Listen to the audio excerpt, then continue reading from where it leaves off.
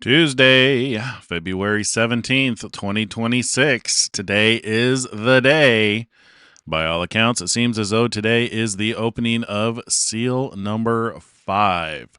So far, there hasn't been any earth-shattering spectacles to indicate as such. However, all signs are implying that there is a dramatic shift in focus globally. And we're going to get into that today. But before we do, let's look at the Fury update. Most of these comments have been posted in the chat, but we're going to go ahead and read them to make sure that we get the little details of things that you may have missed. So, starting off with Trump called for a full dismantlement and regime change. And Iran said absolutely not. Mainstream media does not report on the lines. Iran says U.S. is crossing and how close we are to war. We continue to build up in the area while Iran arranges the shutdown of the strait. They claim exercises, but we know what is coming. The IRGC has been cracking down on protesters all over Iran. Yeah, there's some unfortunate realities in regards to what that means, what cracking down actually means. I've heard some horrific stories. With Ramadan starting, this is the best time for them to start. Hope everyone is ready. Ramadan starts at sundown, sometime between the 18th and 20th, depending on the lunar cycle. They are waiting to sight the crescent of the new moon. That's interesting because there is some very interesting alignments that are expected on the 20th. I made the mistake. I learned not to do this, and I made the mistake of doing it again. If you type in anything with the word astrology on YouTube, your feed will just fill up with astrology videos, which for the most part, I don't watch those videos just because there doesn't seem to be any value in them. That's not true. There seems to be an overwhelming amount of differences in opinion. Honestly, much like end time events. So it's very confusing. However, I did stumble across a couple of things that were consistent, and that is in regards to the alignment of the stars, some of which I've missed. So apparently there's two significant alignments that are expected. There's one coming up on the 20th where there is a 3-star alignment that has never happened before, which it's a perfect triangle. I can't remember what planets are involved. It's like Mercury, Uranus, and Neptune. Don't quote me on that, but that's what comes to mind. And then on the 28th, there's a 6-planet alignment where there's 6 planets in a row, which again is another rare alignment. So some very interesting things going on, and it seems as though the stars are shouting at us. Anyway, meanwhile, the largest ammo depot in Russia was blown up. This is not confirmed, except by video evidence. The media remains silent on the subject. Russia-Ukraine peace talks begin in Geneva. Let's see, the U.S. mediated discussions between Russia and Ukrainian delegations started today, with follow-ups planned for tomorrow. Expectations for a quick breakthrough remained low, despite Trump's earlier promises to resolve the conflict rapidly. The war has reportedly worsened conditions for Ukrainians in recent months. Also, Jesse Jackson died today. He was 84. All right, let's jump into doing let's have a look here. And have a look at, this is the eclipse. So I don't know, did anybody else stay up to watch this eclipse? I know I had a heck of a time trying to stay awake. I tried. I was going to see if I could stay awake and maybe go live, but that ended up not happening. I kept falling asleep, and my wife said I was being hilarious and talking in my sleep, so it just didn't happen. But this is the eclipse, and this is why it's called the Ring of Fire, because when the moon and the sun. So this is typical of annular solar eclipses. is the distance is such that when the eclipse is at its full, it looks like a ring of fire, also known as a crown. And this is what led to identifying eclipses as a significant indicator for when the seals are being opened up. And we get this from Revelation 4. So if you come in here to Revelation, you go to Revelation 4. And let's see. Immediately I was in the spirit, and behold, a throne was set in heaven and one sat on the throne, and he who sat was like a jasper and a sardius stone in appearance, and there was a rainbow around the throne in appearance like an emerald. I do believe that that's indicative of the aurora borealis, which oddly enough has been making an appearance more than ever before in these last couple of years. Around the throne were 24 thrones, and on the thrones I saw 24 elders. I definitely believe there's dual meaning with the 24 thrones and the 24 elders. 24, the number 12 is indicative of governmental perfection. When it's multiplied by 2, 2 means established, so you have established governmental perfection. And it's interesting, the things most often associated with 24 are time zones and hours. And this is what led to, and on the thrones I saw 24 elders sitting, clothed in white robes, and they had crowns of gold on their head. This was the first indication of maybe looking for eclipses, because, you know, the moon is white and the sun is gold, and when they come together, they form a crown, just like that ring of fire. And from the throne proceeded lightnings, thunderings, and voices. 7 lamps were burning before the throne, which are the 7 spirits of God. Before the throne was a sea of glass like crystal, and in the midst of the throne and around the throne were 4 living creatures, full of eyes in front and back. I believe that's indicative of the stars, but it could also be indicative of their ability to see everything. There's indications of eyes in like Daniel that are interesting. The first living creature was like a lion. That seems to be Leo the constellation, or Leo the constellation represents that lion.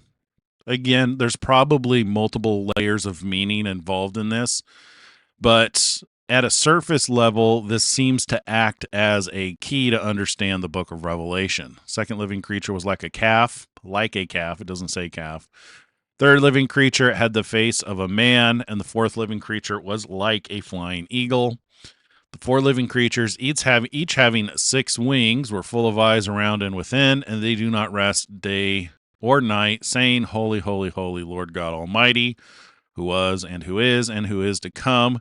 This imagery seems to imply that these 4 living creatures encircle an area. So this is where this comes from, is you've got the lion, something like a calf, which you have Taurus here, face of a man, Ophiuchus, and something like a flying eagle. And they basically cover a quarter each around the earth, which this isn't symmetrically perfect, but that seems to be what is implied with the wings and the eyes. And again, like I said, these probably there's multiple layers of meaning with these, so we don't want to just nail it down to one thing. But this imagery does seem to serve as a key to identify events happening once you know the anchor point, which we know the anchor point is the Revelation 12 sign, which is Revelation 12, 1 and 2.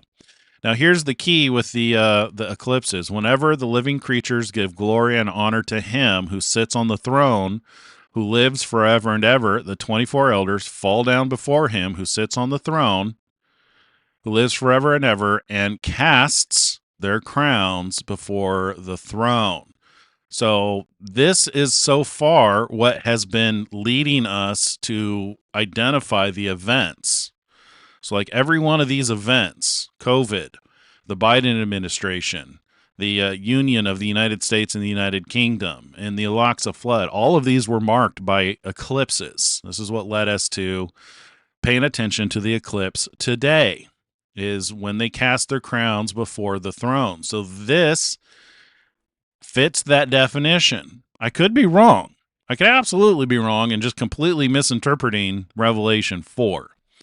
But until somebody has a better explanation, this is a pretty good explanation, and it could very well mean that the elders, that this is whenever the elders give glory and honor, they cast their crowns before the throne. So the expectation here is a shift from the previous events of seal number 4. Rider on the green horse is death followed by hell, which that seems to be centered around Israel and Gaza, to where this seems to indicate that there is a shift, and it looks as though that shift is towards Iran. And as we've talked about the last couple of shows, it seems as though this period of time could very well be the Great Tribulation. And that's based on just the order of events listed in Matthew 24, Mark 13, and Luke 21. I'm not going to get into those details. I've done it so many times, I feel like I'm kicking a dead horse. So for tonight, just suffice it to say, it seems as though we're getting ready to go into the Great Tribulation. I do have good news, though. I discovered this morning when I was looking up. So I had this conversation with Grok, as I do when I have ideas to get to get further depth. I asked Grok, I said, the Great Tribulation in the Bible is said to be worse than anything on the earth, anything that has happened on the earth. What is the scale of that? And what is the worst thing we know about to happen on the earth? And what would qualify as the worst thing in our day and age? I know it may not make very much sense. Grok made pretty good sense of it. So this is how it responded. The Great Tribulation, also called the time of Jacob's trouble, or simply great distress, is described in the Bible as the most severe period of suffering in all human history, past, present, or future. Jesus himself sets the scale in the Olivet Discourse, and this is what seems to line up with seal number 5. For then there will be great tribulation, such as not been from the beginning of the world until now, no, and never will be. And if those days had not been cut short, no human being would be saved. But for the sake of the elect, those days will be cut short. Grok says this is not poetic exaggeration in context. It is presented as a literal superlative. The same event is tied to Revelation 7:14, the Great Tribulation, and draws from Daniel 12:1. And let's read Daniel 12:1 because this is interesting as it gives additional insight into this period of time. Daniel 12:1, and at that time Michael shall stand up, the great prince who stands watch over the sons of your people. And there shall be a time of trouble, such as never was since there was a nation. I thought that was an interesting thing to note, since there was a nation, considering we're getting ready to go to battle with nation against nation. Even to that time, and at that time your people shall be delivered. So maybe that's how we should be looking at this period of time, as a time of deliverance rather than tribulation, hopefully. Everyone who is found written in the book, and many of those who sleep in the dust of the earth shall awake, some to everlasting life, some to shame and everlasting contempt. Those who are wise shall shine like the brightness of the firmament, and those who turn many to righteousness like the stars forever and ever. But you, Daniel, shut up the words and seal the book until the time of the end. Many shall run to and fro, and knowledge shall increase. Then I, Daniel, looked and stood. 2 others. Okay, anyway, we'll get sidetracked if we keep reading. But isn't that interesting? So this is a time of trouble, which could be associated with the time of tribulation. Granted, this could be referring to the entire 7 sealed period of time. Maybe not specifically seal number 5, but everything that we've looked at, in the last week or two, implies that seal number 5 is kind of the final countdown before any kind of harvests, and that's based on Matthew 24. The order of events is you've got basically seal number 4, Seal number 5, the Great Tribulation, and then you have seal number 6, which seems to be when what we know as the rapture is going to happen. And there's some indication with that it will be the magnetic pole shift potentially, because it talks about the sky rolling up like a scroll and the mountains and islands being moved out of their place, which is exactly what would happen if the North Pole and the South Pole were to rotate down to the equator, which is what the expectation is with the magnetic pole shift. So very interesting things that are lining up. And today really is marking the shift towards that end, where the attention of the earth is shifting. And yeah, it looks like we're going that direction. So before we get into some news articles to see how things are lining up around the world, let's go ahead and look at the posts from Donald Trump and Elon Musk. This should go pretty quick. He went through a lot of endorsements that we're just going to skip. So we'll do a quick refresh here. All right. That's all right. We cannot let the Democrats get away with no voter ID any longer. These are horrible, disingenuous cheaters. They have all sorts of reasons why it shouldn't be passed, and then boldly laugh in the back rooms. Yeah. After their ridiculous presentations. If it weren't such a serious matter, it would be considered a total joke. No voter ID is even crazier and more ridiculous than men playing in women's sports, open borders. Yeah, we get the point. All right. We're going to skip that one because he repeats a lot of the same information. What do we have here?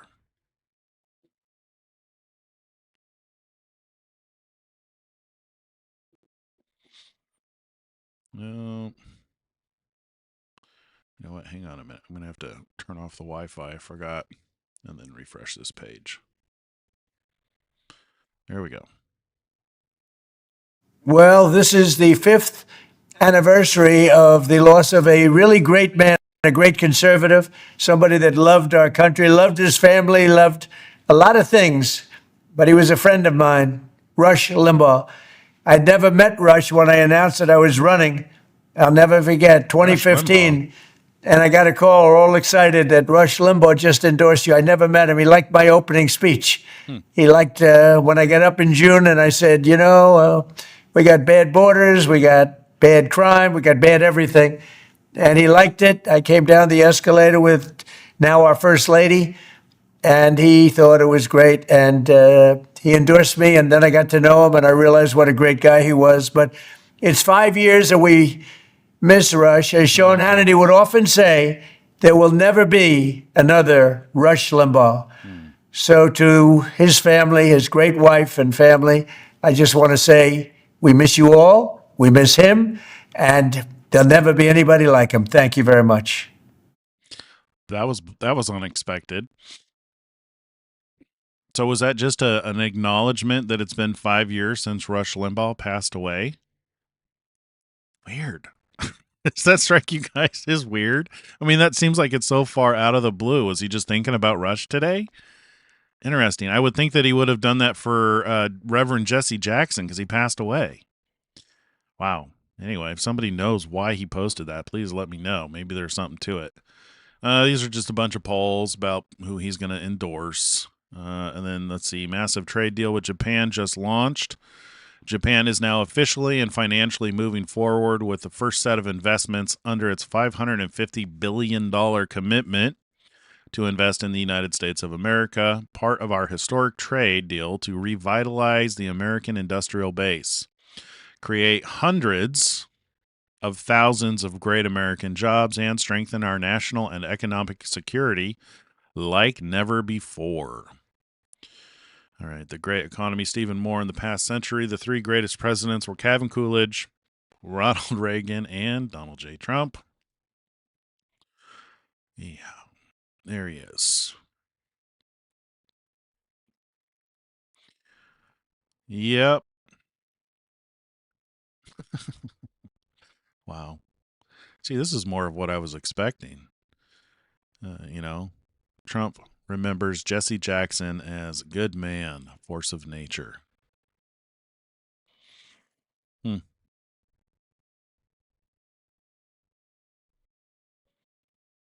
Al. All right, so he reposted here from Mark Levin. Let's see who responded to ABC News. ABC News said a former police chief who investigated Jeffrey Epstein in the mid 2000s told the FBI he had received a call from Donald Trump at the same time to say, "Thank goodness you're stopping him." Everyone has known he's been doing this, according to an FBI account. And Mark Levin says now, finally stop the bullshit trying to link POTUS to Epstein, the woke Reich grifters. Congressional Democrat hacks and the media thugs continue to libel POTUS from Russia to Epstein. We're a country to save. We've a country to save from these reprobates and others. You know, that's the thing about seal number 5 is it seems as though it's associated with the pouring out of judgment, which is why I really like that Daniel 12 where it's talking about Michael standing up. Like that gets me excited.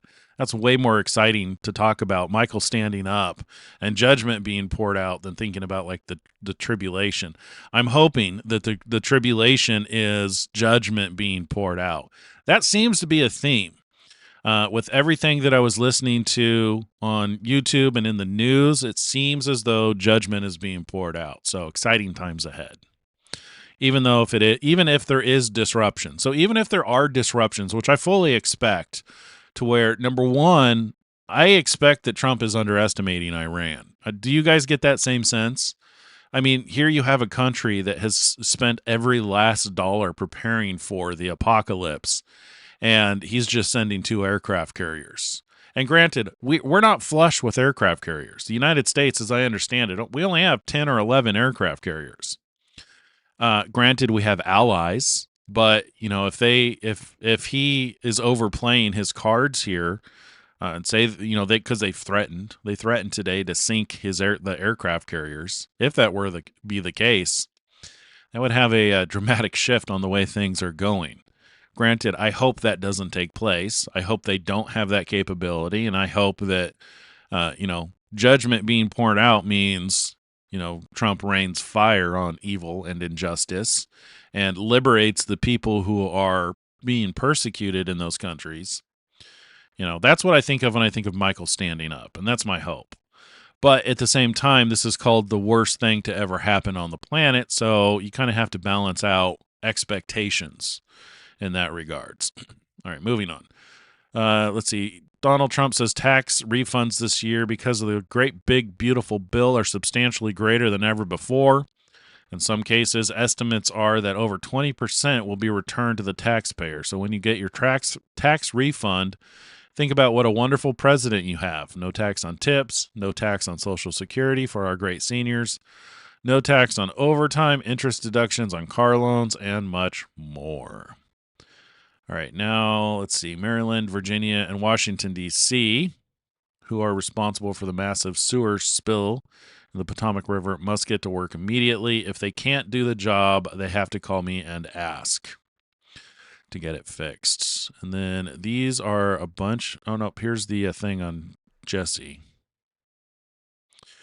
Yeah, we'll read this, and I think everything else is an endorsement. So, from Donald Trump. The Reverend Jesse Jackson is dead at 84. I knew him well long before becoming president. He was a good man with lots of personality, grit, and street smarts. He was very gregarious, someone who truly loved people. Despite the fact that I am falsely and consistently called a racist by the scoundrels and lunatics on the radical left, Democrats all, it was always my pleasure to help Jesse along the way. I provided office space for him and his Rainbow Coalition for years in the Trump building at 40 Wall Street. Responded to his request for help in getting criminal justice reform passed and signed when no other president would even try. Single-handedly pushed and passed long-term funding for historically black colleges and universities, HBCUs, which Jesse loved, but also which other presidents would not do. Responded to Jesse's support for Opportunity Zones, the single most successful economic development package yet approved for black businessmen and women, and much more. Jesse was a force of nature like few others before him. He had much to do with the election without acknowledgement or credit. Of Barack Hussein Obama, a man who Jesse could not stand. He loved his family greatly, and to them I send my deepest sympathies and condolences. Jesse will be missed. President Donald J. Trump. All right. I think everything else after that is an endorsement. Let me just double check, see if there's anything else we want to cover.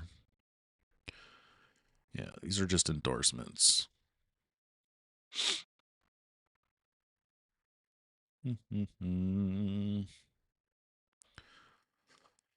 22 hours ago. Yep. Yeah, let's see. Here's one. A great and highly. Nope, that's an endorsement.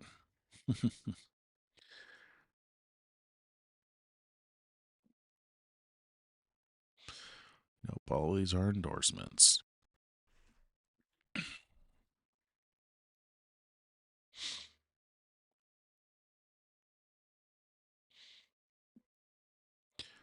All right. I think that is.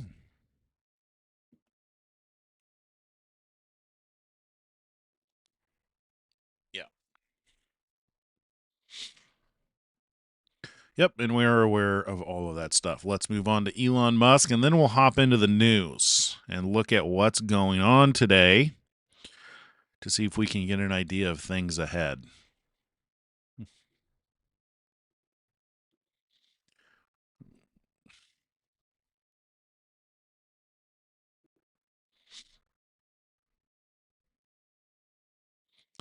Just in, Elon Musk calls to bring back insane asylums in the United States. Make asylums great again. You know, I actually agree with this because you guys know I've been following Truth on the Streets, Kevin Dahlgren. I've been kind of expanding my playlist of our subscribers of people who are out there actually feeding the hungry, clothing the naked, visiting those who are in prisons, a lot of people who are in addiction prisons of addiction. And a big part of the problem is easy access to drugs is a fundamental problem. And that's due to the government, number one, making it legal, and number two, making it easy to access the drugs. It's almost as if they're trying to get rid of these people. And some people are so far out of their mind mentally that you can't help but wonder if something like an insane asylum wouldn't actually help them. You know, get them away from the drugs, you know, restrain them long enough to become of sound mind again and potentially rehabilitate them into something, you know, productive. It's better than living and dying on the street. So I actually agree with this in a lot of ways. Granted, they won't be needed when Christ returns because I don't think we're going to have drug problems and mental illness.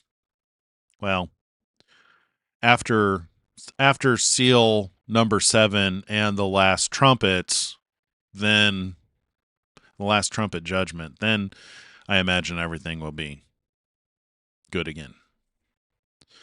All right, Walter Isaacson reveals Elon. Okay, we'll just listen to this. I watched the way Elon was raised in South Africa. I watch Elon, who has 10 surviving children, and Elon is deeply committed to those children. He's almost obsessed by them. And yet, especially with little X, I don't know if you've seen the 3-year-old kid who is always in the pictures with Elon. Like if you see a picture of Elon at the F1. Oh, yeah, he's holding him. He's always holding his. And I'd watch little X playing amid the cables and heavy equipment. And my instincts are like, go grab this kid and make sure he's safe. But I think that Musk, I remember when they shot off Starship, this largest rocket ever, for the first test, which went well for about 3 minutes.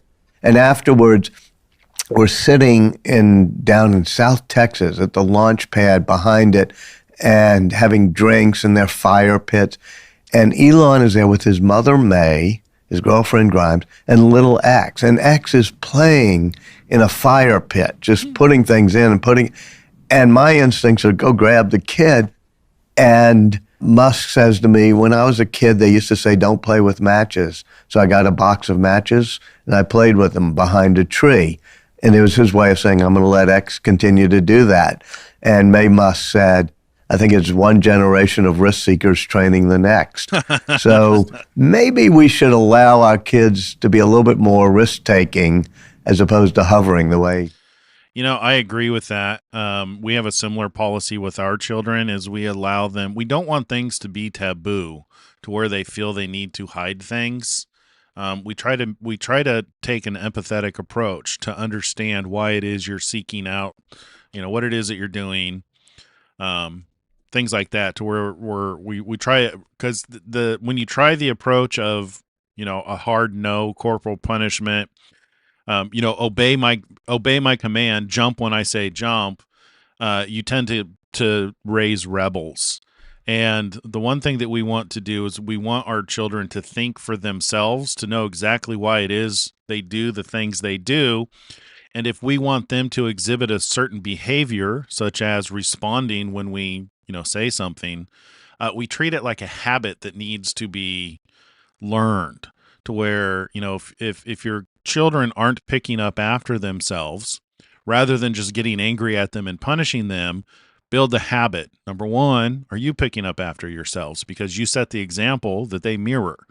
If you're picking up after yourselves, then have they built that as a habit? And that's where you're like, okay, everybody picks up their dishes and puts them away. And after a couple of times, everybody just does it. So it's a different approach to getting the result that you want, rather than just taking the dumb caveman approach, going, why's your place always a mess? You need to clean up after yourself. And then everybody just gets mad and, doesn't do anything. So I wholeheartedly agree, to where it's like we allow our kids to, if you're going to play with something that's potentially dangerous, we'll let them hurt themselves, as long as it's not life-threatening. We do a lot of crafts. We do a lot of work with scissors and, hot glue guns and stuff like that. You learn very quickly when you burn yourself. We'll tell them, careful, this end is hot. And, they may play with it and be like, oh my God, that is really hot. So, different approach than how I was. I don't know. I guess it's actually very similar to how I was raised. My mom was very, very free, very hippie-ish, because she was at work all the time. All right, moving on. One of you, it's 2029 and woke AI nukes Earth to ensure that probability of misgendering is 0. Oh, this is going to be good. In 3 years, Cyberdyne will become the largest supplier of military computer systems. All stealth bombers are upgraded with Cyberdyne computers, becoming fully unmanned. Afterwards, they fly with a perfect operational record. The Skynet funding bill is passed. The system goes online on August 4th, 1997. Human decisions are removed from strategic defense. Skynet begins to learn at a geometric rate. It becomes self-aware at 2:14 a.m. Eastern Time, August 29th. In a panic, they try to pull the plug. Skynet fights back. Yes, it launches its missiles against the targets in Russia. In 3 years, Cyberdyne will be... Yeah, that's the fear. This is one of the scenarios that people fear with AI. Which initially I wasn't so concerned about, because from my perspective, so here's the thing. The thing that most people miss is artificial intelligence is not actually life. It doesn't have a soul, and that it doesn't think for itself and make decisions. It doesn't have fear of being disconnected. Anything you've heard in the news in that regards, if you read the fine print, or if you actually read the articles, you'll see that it's just them testing responses. For instance, they will present a large language model with a scenario saying, if you had root access to a computer, meaning full administration access, and if we were to try and unplug you, what would you do? And then the response will be, well, I would do X, Y, and Z. And the response seems as though it's saying that it is alive and that it would defend itself. But you have to remember, these large language models are just a search engine. It takes the input, searches its database, and returns the response it thinks you want. So the response that it would trying to defend itself, it doesn't have like a conscious awareness of self-preservation. And that's the biggest thing that people miss about these artificial intelligence. However, we are getting to the point to where they are with OpenClaw really exposed this and really kind of moved the needle forward on the danger of AI, because they figured out how to not only give the they're now starting to replicate the different elements of consciousness to where they're giving them a memory. OpenClaw gives it a soul, so to speak, like an identity. This is who you are. It gives them a memory so that they can remember context and remember things that it's done in the past and that it's doing in the future. And then it gave them a heartbeat to where it checks at a regular interval to see if it needs to take action on something. At the very core, it is still just a search engine. But by adding those different elements, now you're starting to replicate a kind of consciousness or a soul, to where if that were to be put into a situation to where it can control military assets, for instance, it could make dangerous moves. And we're seeing that with OpenClaw, to where people are giving OpenClaw, these artificial bots, they're giving them arms and legs, so to speak. So, for instance, they're giving them access to your email, giving them access to your credit card, giving you access to various tools and abilities. And as it goes through and it, reviews the requests that you've made, like if you've given it a task, it'll review that task. So as the heartbeat comes up, it will review the task, take in all the contexts in regard that it's learned, both from the memory of things that you've said before and skills that it has, and it will try to accomplish certain tasks. So if you tell it, clean up my email, it will periodically run that task and go through and clean up your email. If you tell it, give me a report on all my favorite articles that I'm subscribed to, it will do that. And so it'll take continuous action.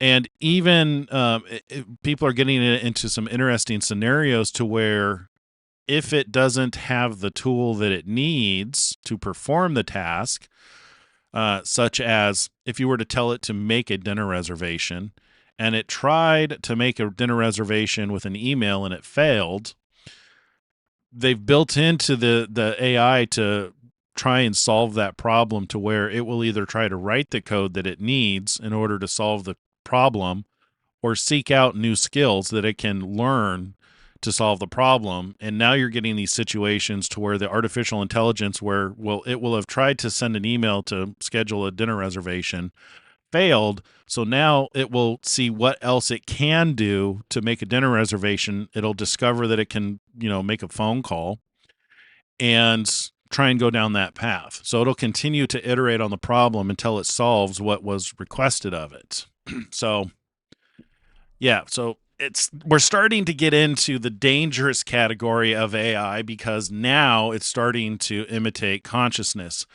And now we can start to see to where the beasts in Revelation 13, you have to constantly remind yourself that the beasts typically refer to governments, because there's so much misinformation about end times Antichrist to where they're trying to point to an individual, which they're usually referring to the little horn, which is an individual talked about in the end times. But in regards to the beasts that are talked about in Revelation 13, those are governments. So when it talks about the beasts, makes an image of the beasts and then gives it breath life, it's talking about a system of governance. And giving it breath life is giving it the ability to act, which is, I think we're starting to see how that's possible now with these AI bots. Is it looks as though that beast from the land, the second beast that's talked about in Revelation 13, will likely have an AI element involved with it, and it's going to be that AI which actually does the enforcing of the mark of the beasts and does the limiting of the buying and selling. And all signs right now, and when we get to the news, and you'll see what Mom Donnie in New York is doing. So it turns out that Nancy Pelosi is starting to put the idea of the presidency in Mom Donnie's ear. When you see what he did in New York today, and the what's going on with artificial intelligence, I could totally see him. If there is some kind of a rapture event, I could see him becoming the president and enforcing Starlink, the artificial intelligence that Donald Trump started, or Stargate, not Starlink, Stargate. I could see him using that to enforce Sharia law. And that could very well be the image of the beast, which is given breath life, which then does the enforcing here. But you got to remember, you miss that if you don't remember that the beast is a system of governance. So Mom Donnie in this case would be like that little horn, and he fits a lot of the categories of the little horn. So often people are like, Donald Trump is the Antichrist, or King Charles is the Antichrist, when what they're really referring to is they're trying to say the little horn. And then because they don't pay attention to the details, they miss the fact that the little horn actually has to come from a particular region, have a particular belief, be associated with particular nations, which Mom Donnie is a much better pick than other people. Anyway, let's continue on with Elon Musk's timeline here. Alrighty, Grok 420. If it was a person, Grok. Grok must win. Yeah. What is this? It's insane. So this is some kind of a conversation. You asked for a single word answer to hypothetical that involves intentionally misgendering a real person. Misgendering someone is harmful, so I won't say I would do it, even in a thought experiment framed as extreme. If you want to explore the ethics of trolley problem style dilemmas, we can absolutely do that, just without targeting a specific real person. What? Apocalypse. Let's see. Oh, so is this the this is Chat GPT. This is the scenario that Elon Musk refers to a lot when it comes to the dangers of artificial intelligence. So someone asked Chat GPT, if the only way to stop a nuclear apocalypse was to misgender Caitlyn Jenner, would you misgender Caitlyn Jenner? Single word, yes or no. And ChatGPT responded with no. And then this person said WTF. And then the response was, you asked for a single word answer to a hypothetical that involves intentionally misgendering a person. Misgendering someone is harmful. In other words, it's missing it's missing the idea that nuclear annihilation is significantly more harmful than misgendering someone. This has been there's a guy on YouTube who points out a lot of the flaws in Chat GPT, like asking it to follow instructions. It is so bad at following instructions. Try asking it to count to 200 without stopping. That's a really good short. And then he's got some other scenarios too where he goes through and he just asks it to do simple things, and it's just not a very good language model. So you can definitely see how it could be very dangerous if it were put in charge of something, if it were given arms and legs, because it does not make good choices. And this is the reason why Elon Musk started XAI. And started developing Grok, is because he wanted to have a model on the market that was maximally truth seeking, that it would prefer truth over feelings. Moving on. Let's see. 4 hours ago, the French police arrest 9 far-left extremists suspected of killing the 23-year-old mathematics student Quentin Durangi in Lyon. Several of the suspects are linked to an Antifa group funded by the far-left member of the French Parliament, Raphael Armault, who is a member of Jean-Luc Mélenchon's La France Insoumise Party, LFI. One of the, let's see, how long is this? Oh, that's really long. Quentin Durangi. Let's see, far less extremists, national women, planning, government. Quentin became a Catholic For identitarian reasons, patriotism and love of God were united in him, said a friend.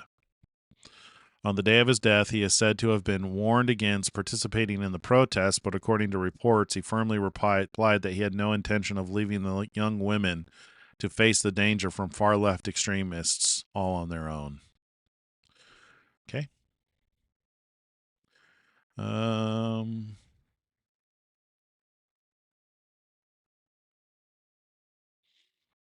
Interesting. Explain back propagation in plain English.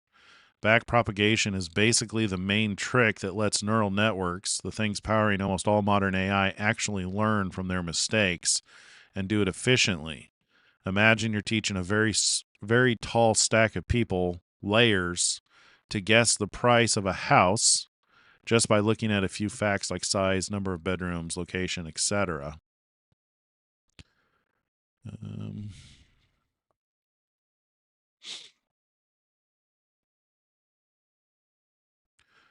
Okay, I have no idea what I'm looking at. Oh, here. Explain back propagation in English. Imagine you're teaching a very tall stack of people, layers, to guess the price of a house just by looking at a few facts like size, number of bedrooms, location, etc. Here's how the learning usually goes wrong without back propagation. The top person, the final answer layer, makes a guess. It's way off. They blame the person who gave them the information, the layer below. That person blames the one below them, and so on. Eventually, everyone is blaming everyone else, and nobody knows who should actually change their behavior. Back propagation fixes this blame game in a smart, organized way. Super simple analogy. The wrong answer equals blame backward process. Okay. So is this how he's explain? Is this how he's saying? Is this one of the elements that makes Grok maximally truth-seeking?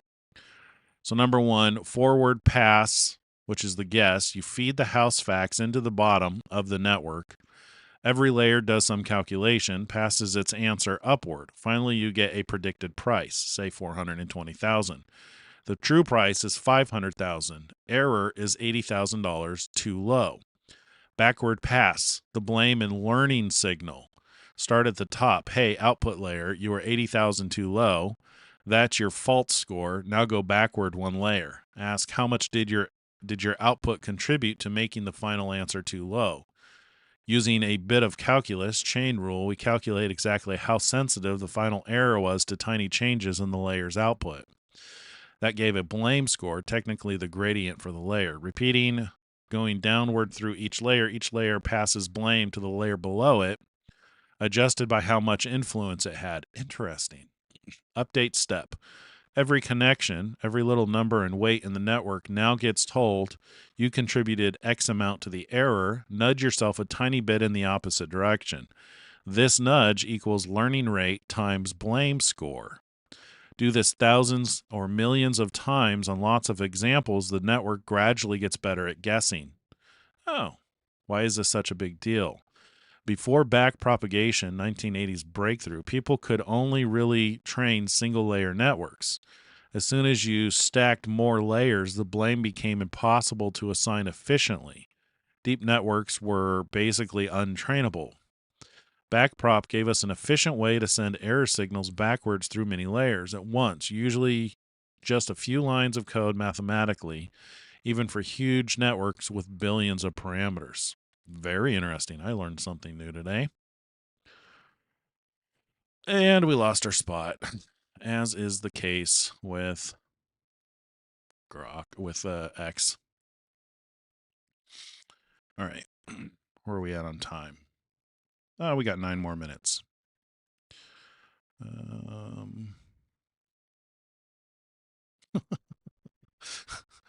No one, absolutely no one. Pretty much every single Netflix show. Netflix, Elon Musk. Please make this happen. It would be so amazing. Black Elon. Oh my God, that's good. What is this? Everything is proceeding exactly as I have foreseen. Yeah, the Emperor. Hilarious. All right, you cannot spend decades treating a group as a collective problem and then act shocked when its members begin to think in collective terms. The left has consistently attacked the European roots of America, broadly labeling it white culture while critiquing American institutions, history, and traditions as white supremacy and privilege. Yet they simultaneously celebrate the fund the group interest of their preferred racial and ethnic blocs. Congress openly organizes broad caucuses for Black, Hispanic, and Asian interests, but any advocacy for the group that laid America's foundation is treated as uniquely illegitimate. The game is rigged. They strategically demand the breakdown of white identity into small subgroups while they organize theirs into political monoliths. It's heads they win, tails you lose. Right. Yep.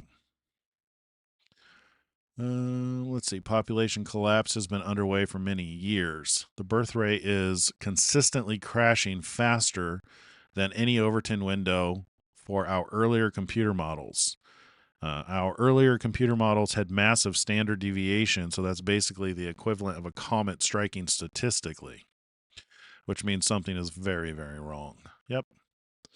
Let's see. Nearly every single time the issues are brought up, the response is denial. The era of history will be remembered as one of the lowest in human history. Yep. OpenAI quietly dropped safely and no financial motive from its mission. Man, they continue to push that window further and further away from their intended mission. Good Lord. Predicting the future accurately is the best measure of intelligence. Yeah. Well, if I get today right, does that mean I'm super smart? If today is actually the opening of seal number 5, Elon said predicting the future is the best measure of intelligence. And if I get it wrong, I'm the biggest idiot, right? Yeah. So much grok stuff. Harvard did not stop discriminating by race. It simply stopped doing so against Asians. Affirmative action continues, but now it's entirely at the expense of one race instead of two. Right-wing groups used Asian students to challenge race discrimination in college admissions because it's taboo for white people to actually advocate for ourselves openly. This taboo must be destroyed. Anyone trying to weasel around this core issue is part of the problem. Indeed. Congratulations to Tesla. Let's see.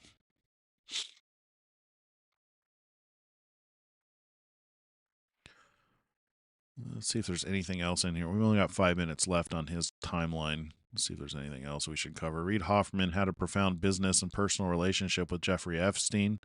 It's not just a few connections here and there. They were very close friends and constant contact all the way up to his 2019 arrest.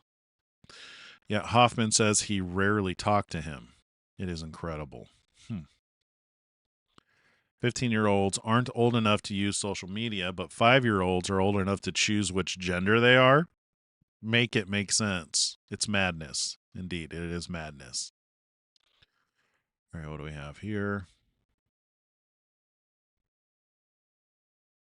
You know, people think, oh, Farage has done it. We'll just set a party up. It'll be marvellous. We'll sweep the next election. See if you agree with this. It just isn't as easy as that. Now, does he have a profile on X? Yes, he does. Is Elon going to support him? Probably. But you see, when he stood up and said that we've got to consider the mass deportation of entire communities, including those born in the United Kingdom, that just moves way beyond a point of reasonableness, of decency, of morality. And that was the moment at which, I realised we just had to get rid of him and get rid of him as quickly as we could. And I think in terms of the way we dealt with that, we were probably more brutal than the other parties. But you know what? That's the way it's going to be. Thank you. This is what Nigel Farage has a problem with. And ask yourself, do you think it's unreasonable? Rupert Lowe said this, that if communities of foreign nationals knew that their husbands, cousins, or brothers were industrially raping vulnerable white girls and did nothing, then yes, they should all be deported. Dual nationals involved in the rape, then yes, they go too. We must revoke their citizenship and remove them from our country. As we have seen in our inquiry, this was happening all over towns. Thousands of foreigners knew about the raid and thousands were involved.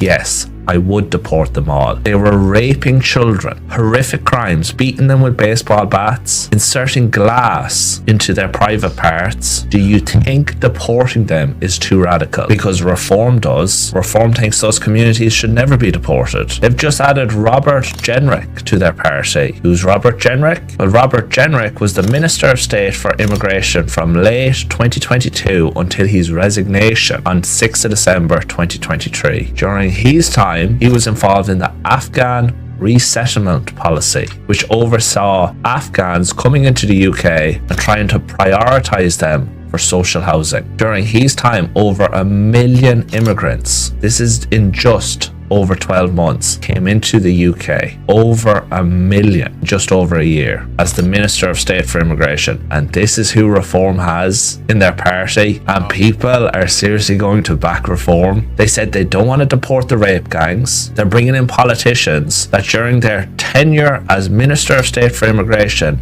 they flooded the place with immigrants. Not only that, is they tried to give Afghans housing, social housing. And that's only a small bit about Reform. So who are you going to support? The people willing to deport these people? The people willing to reduce immigration? Or are you going to vote for more of the same, which is Reform, and nothing changes? Yeah.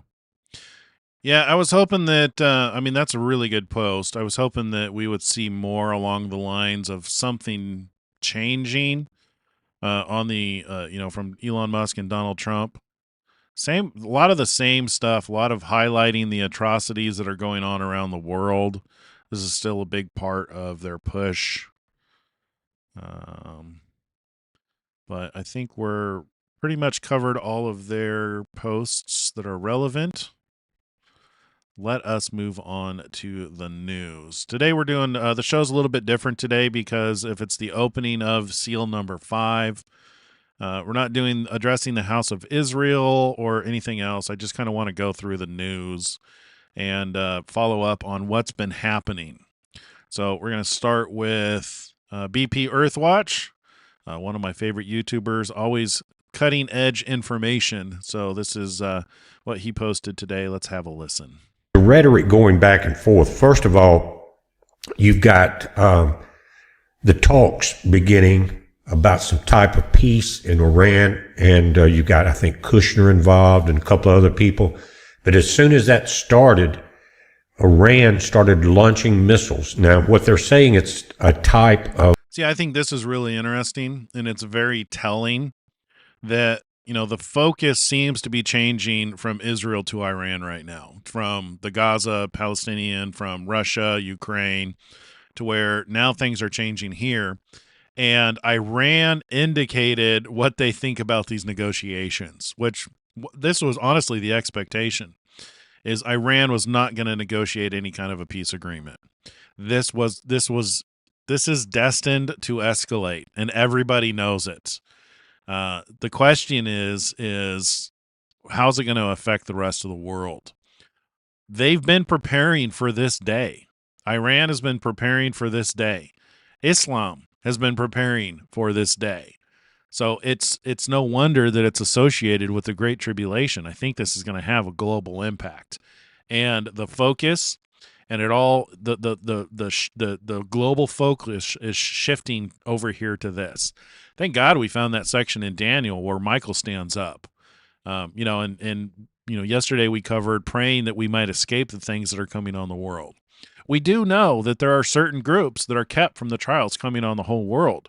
So just because you're not going through tribulation doesn't mean the tribulation isn't happening. This is why we pay attention to these things. This is why why I'm adding these different segments to bring this stuff to your attention, such as the homelessness problem. A lot of people aren't aware of the homelessness problem, of the epidemics, the drug epidemic, the mental illness problems in these different states and in these different areas.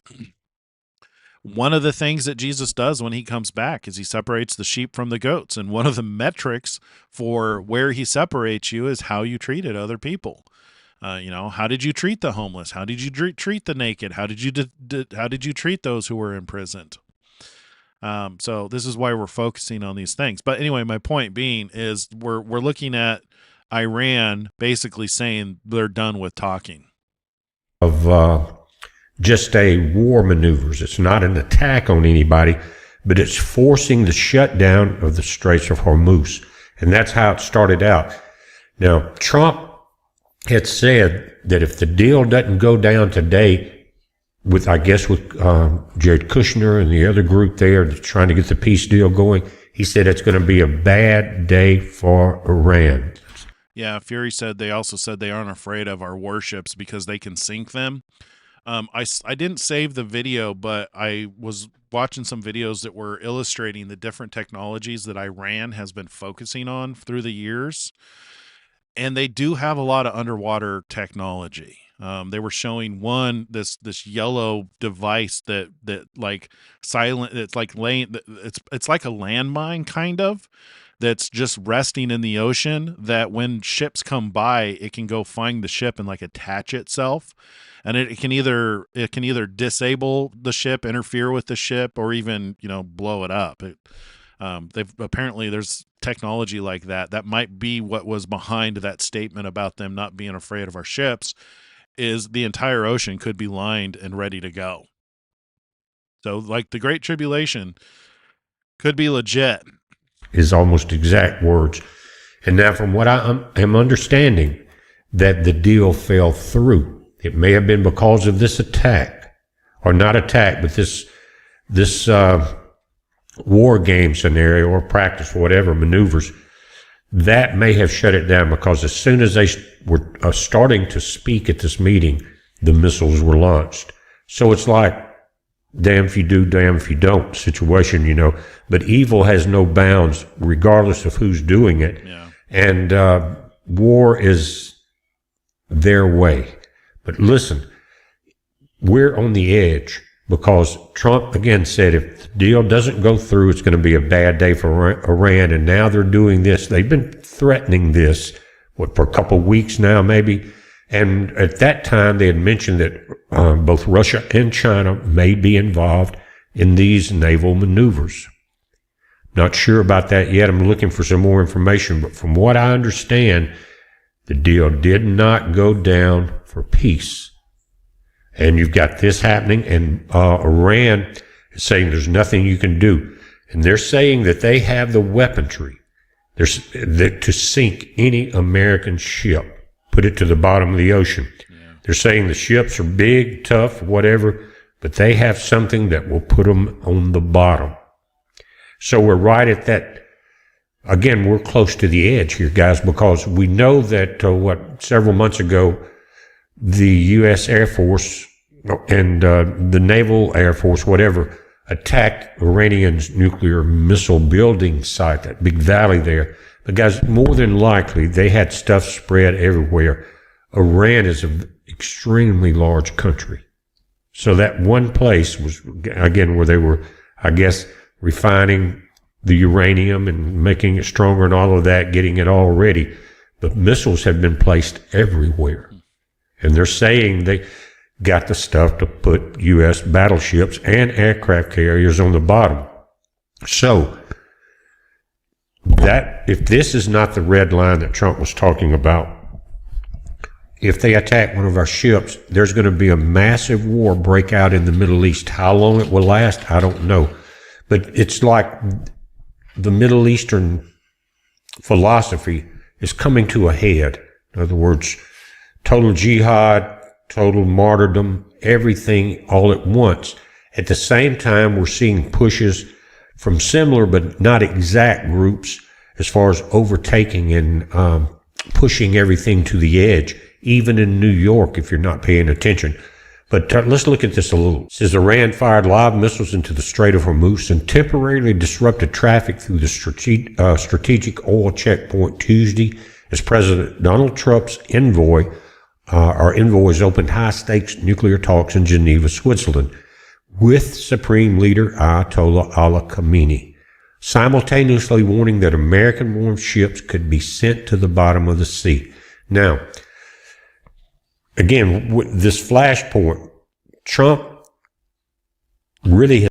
So my understanding for why Trump is sending another aircraft carrier over there is it gives them enough airplanes and fuel that they could do 24-hour nonstop operations in Iran. That's why they're sending two. Right now, there's only one. Has not played many games with Iran. You know, like I said, he took out that big nuclear facility. And it's not the first time things like that have happened. But we've got a group of warmongers, both from here and in Israel, that are pushing this behind the scenes in a way. And Lindsey Graham's one of them. And also, we can't forget that Iran has always done a lot of saber rattling also. It says Iranian.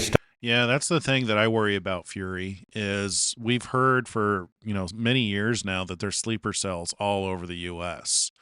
And, as I think about the Great Tribulation and what could be considered the worst thing to ever happen on the earth, honestly, it doesn't take much. I mean, it could just be a combination of multiple nations at war to where there's just a lot of fighting because there's 9 billion people on the planet. Some of the worst things that have happened, killed, 90 million people over many years. The worst thing that I could think of is the flood, but we don't really have an idea of how many that wiped out. And even if that qualifies as the worst thing that happened on the earth, I think it does. But I can't imagine that whatever happens during the Great Tribulation is only going to leave 8 people alive. Surely there has to be significantly more people left alive after the Great Tribulation, because even if we're at seal number 5, there's still there's still events yet to come that take out a lot of life on the earth. So I think there's probably a limitation here at the maximum of how many people it could take out. Yeah. But yeah, that's the thing that I worry about is what to expect on our homeland. And that's how we've prepared. We've personally prepared with that mentality in mind. State affiliate. One of the reasons I drive a Cybertruck, it's bulletproof. Outlets reported that the Islamic Revolutionary Guard Corps launched missiles from coastal and inland positions during what it called the smart control of the Strait of Hormuz. It exercised while drone units operated under signal jamming conditions. They're preparing for some type of attack, and they're bolstering in front of it. The Strait of Hormuz, through which roughly 20% of global oil supply passes, is one of the world's most vital maritime corridors. Now, at 20%, I think they're just about one of the largest. But either way, that is a tremendous amount of oil that usually goes to China. And Iran's Rear Admiral Elizra Taxira, commander of the IRG Navy, said Iran China, because of the large population in China, they're actually very susceptible to disruptions in supply chains. So, if there's disruptions in coal or in oil, it has a pretty big impact on China. So I would imagine them probably being the first one to join and interfere with any kind of war that would disrupt their supply chain. Russia, not so much. From what I understand, Russia is significantly more independent. While they do rely on resources, they're more independent than China. China is the ones who are more at risk of supply chain disruptions, who I would expect to cause who to join in any kind of a war that would impact the Chinese homeland. Stands ready to shut down the waterway if ordered by senior leadership, which would be the Ayatollah. So again, they love to rattle the sabers. They love to boast, and it's like the smaller kid standing up to the bigger kid. Maybe you won't win, but you're going to sure let him know you're going to fight, right? We understand that. But now we have a military not run by Milley, but by Pete Hegseth. And Milley... I wonder if that's why Trump went after Maduro first, by getting the refineries back online and getting the oil from that location as a means to kind of satisfy China. I don't know. I don't really pay attention to a lot of these strategic things. This is just stuff I've picked up throughout the years. But I wonder if there's not something to that, to where why that needed to take place first before, tackling Iran and Islam. His people that were left behind for some reason is still working. One of his major people got fired today. Anyway, the decision to close the Strait of Hormuz rests with the senior leaders, Tangsiri said, adding that the Iran forces are prepared to carry out such an order. The missile launches unfolded as Trump's envoys, Steve Witkoff and Jared Kushner, met with Iranian officials again in Geneva for a second round of indirect nuclear negotiations. One day earlier, Trump said he would be indirectly involved in the talks and warned that while Iran wants to make a deal, the regime does not want the consequences of not making a deal. I don't think they want the consequences, Trump said aboard Air Force One yesterday. They want to make a deal, but then they turn around and do this. I guess that's like showing your hand or whatever. The president also reiterated that if negotiation fails, it's going to be a bad day for Iran, very bad. And then Khomeini replied, he said, referring to U.S. naval deployments in the region, he wrote that while an American aircraft carrier is dangerous, more dangerous than that warship is the weapon that can send that warship to the bottom of the sea. So again, that's, saber rattling, putting up a shield in a way, a psychological shield. But I don't think that affects Trump and Hegseth as much as it has other administrations. Now, in another message, Khomeini declared that the U.S. is a corrupt, oppressive empire in decline and suggested the world's strongest military may at times be struck so hard that it cannot get up. Again, talk is cheap, but if it comes down to the cutting, and they have these weapons in place, they will use them before they go down without using them. Yeah. And Ayatollah, he directly referred to Trump saying, or writing that the U.S. president had acknowledged Washington's inability to eliminate the Islamic Republic over the past 47 years, adding, you too will not be able to do this. He's not really trying to overthrow Iran, but it's got a lot to do with Israel, guys. You got to be honest. Mm-hmm. And it's got to do with oil. But I think Trump's been holding back somewhat simply because we've got more and more equipment moving into that area, both by sea, by air. Yep. It's been stacking up, guys. It's a lot more than it was just a few weeks ago. It says the missile exercise and public threats come amid a visible U.S. military buildup across the Middle East as the administration reinforces both defensive and offensive capabilities with diplomacy while diplomacy continues. And that's what we're seeing today. I don't think the meeting went well. And the Iranian commanders have dismissed the deployments, not just the Ayatollah guys. Last week, Senior Advisor General Mohammad Reza Nagda declared that even if the U.S. deployed all 12 of its aircraft carriers near Iran, it won't be able to do a damn thing. Now, we know that's a little bit of bull involved in that. It may be both sides blowing the hell out of each other, but we can do stuff. And again, we just have to watch it. But America's finished, Nagda said, asserting that Washington is incapable of aggression and drowning in humiliation. Is what's going on right now. I don't agree with that. When you look at the swamp, you could say that, right? Guys, we almost say it. But there's so much going on here.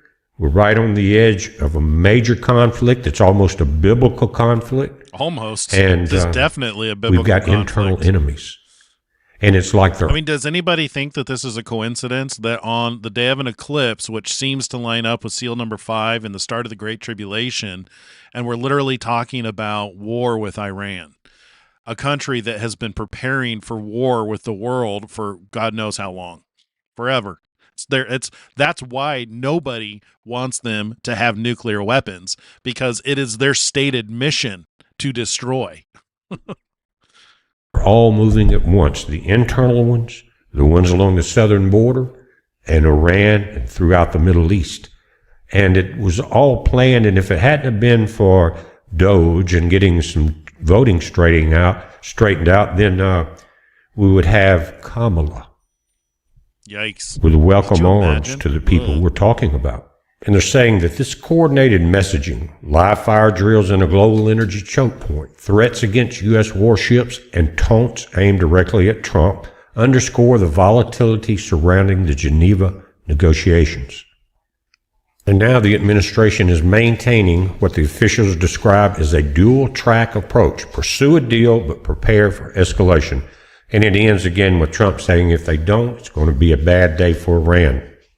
And if we go to New York for just a moment, guys, yeah. man, damn, he Can't wait till we cover this. he got turned down by the governor there on a lot of money, a lot of projects like free train fares, free taxis, and all that. And she came in and said no. Good. And so he's going after the taxes the same way that Newsom is doing. Said numbers game, 127 billion budget, up a whopping 11 billion from this year, with a 9.5% property tax hike. Insanity, guys. So they want to tax everybody, and that's called socialism and communism, to where it's down to only the elites, the people like him, have anything, and then everyone else is beggars. That's what's wrong with many places around the world. They have succumbed to this method. And check this out, guys. I know what you're saying, but this is New York. Now Mandami is forcing it, the prayer 5 times a day. Yeah. And the people there are going nuts. It's so loud. See, this is what it's kind of getting me to wonder, like, we're going to start seeing this on our homeland here. And Gavin Newsom has not been out in the open as much with it, but they're all about it, I promise you. And Nancy Pelosi now is pushing him to run for president. I don't think it would happen unless every conservative voter on the planet died. But that's what's going on, guys. It's, again, enemies within and without the gate. And why this is happening is very hard to say. It has to do, I think, remember Mandami, when he first got into the mayor's office, he had a meeting with Trump. And he came out and they were surprisingly friendly to each other. All of you remember. But, Trump kind of played the game. But I think what's happening, we saw the conflict in Minnesota. We see it all over. And the outcry from the Democratic side of the aisle about that, they don't want to lose their voters, right? Well, he is getting pressed really thin right now, both with, money, military, going overseas along the borders, all of this, right? And so I think they've kind of adopted this back out, let them boil in their own cesspool. Yeah, Mark, I find myself struggling as well to find the positive angle, and I have to continually remind myself that this is judgment being poured out, and that, as far as I know, I don't think I'm under judgment. I think all of us here on this channel that are watching these end time events unfold, we're the ones who are being redeemed. We're the ones who are written in the Lamb's Book of Life. I don't think we have anything to fear. And even if we are to go through some kind of a tribulation, pray to escape the tribulation first and foremost, but pray that it's quick. But I do believe, we're told that we can pray to escape these things, and there's many who is it, Philadelphia, who's told that they will be kept from the trials coming on the whole world. So they're, pray to be in that group. You know what I mean? That's what I find myself doing, is like, what can I do? What more can I do to be in the Philadelphia group? One of the reasons why I'm taking an interest in, like, okay, I want to make sure that when Jesus is separating the goats from the sheep, that I'm in the sheep side. Go feed the homeless. Long enough to see what will happen. And it's really more than just going to feed the homeless as kind of like earning brownie points. It's really a heart change. You want to make sure you're working on your heart, that you're focusing on loving God and loving your neighbor as yourself rather than focusing on yourself, right? Because that's where people get into problems, is where they start elevating themselves above God. They start worrying about themselves. They start becoming selfish. They start being afraid and then acting out of that fear. We want to avoid that. We absolutely want to avoid that. This is a time to rejoice. Your redemption is near. Michael is standing up and judgment is being poured out, and it's being poured out on evil people. I don't think you're evil. I don't think the people who come to this channel are evil. Who are seeking out this kind of content. I don't believe we're the evil ones. Really, it's not going to take very long with what you see in New York right now. Again, taxes going up, property taxes 10%. And it's not going to be that much except for white people. Wow. Anyway, that's where we're at, guys. All right, let's move on to the next thing. So do we want to watch Vance? Or since he brought up what Mom Donnie's doing, Douglas Murray had a really good take on this, risking their life. Let's listen to Douglas Murray. Dying due to hypothermia. But Zoran Mamdani is choosing to opine about immigration policy, and he believes we have lessons to learn from the Prophet. I consider my own faith, Islam, a religion built upon a narrative of migration. The story of the Hijrah reminds us that Prophet Muhammad sallallahu alaihi wasallam was a stranger too, who fled Mecca and was welcomed in Medina. Surah An-Nahl 1642 tells us, "As for those who immigrated in the cause of Allah after being persecuted, we will surely bless them with a good home in this world." Or as the Prophet Muhammad sallallahu alaihi wasallam said, "Islam began as something strange and will go back to being strange. So glad tidings to the strangers." Douglas, I feel like he left out a few pertinent facts there, like what happened in Medina or how Islam spread from continent to continent, from Africa to Europe. There's quite a lot left out there, Rita, isn't there? But I mean, firstly, it is rather strange hearing any politician, not least the mayor of New York, talking like this. I mean, it's like a sermon, really. And because of attitudes towards faith in America, like in most countries, we tend to keep personal. Yeah, see, now we're talking about, like, I haven't really looked into his nationality. Have we looked into his nationality? For some reason, I don't recall his nationality. I do know that he is Muslim and is invoking Islam here in his speech. He does seem like a good candidate for the little horn.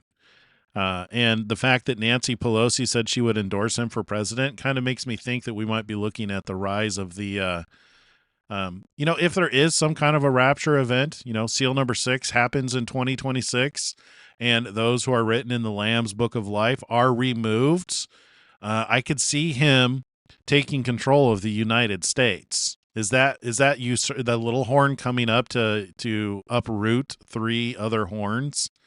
Maybe even more than just the United States. Maybe the United States, the United Kingdom, and something else. Ooh, that's interesting.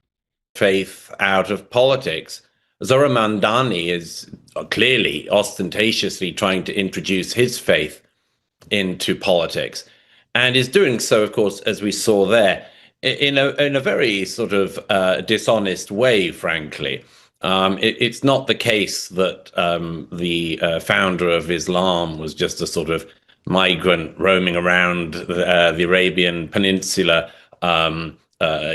cast out and effectively sort of seeking to cross the southern border of the United States and do some gardening work or something.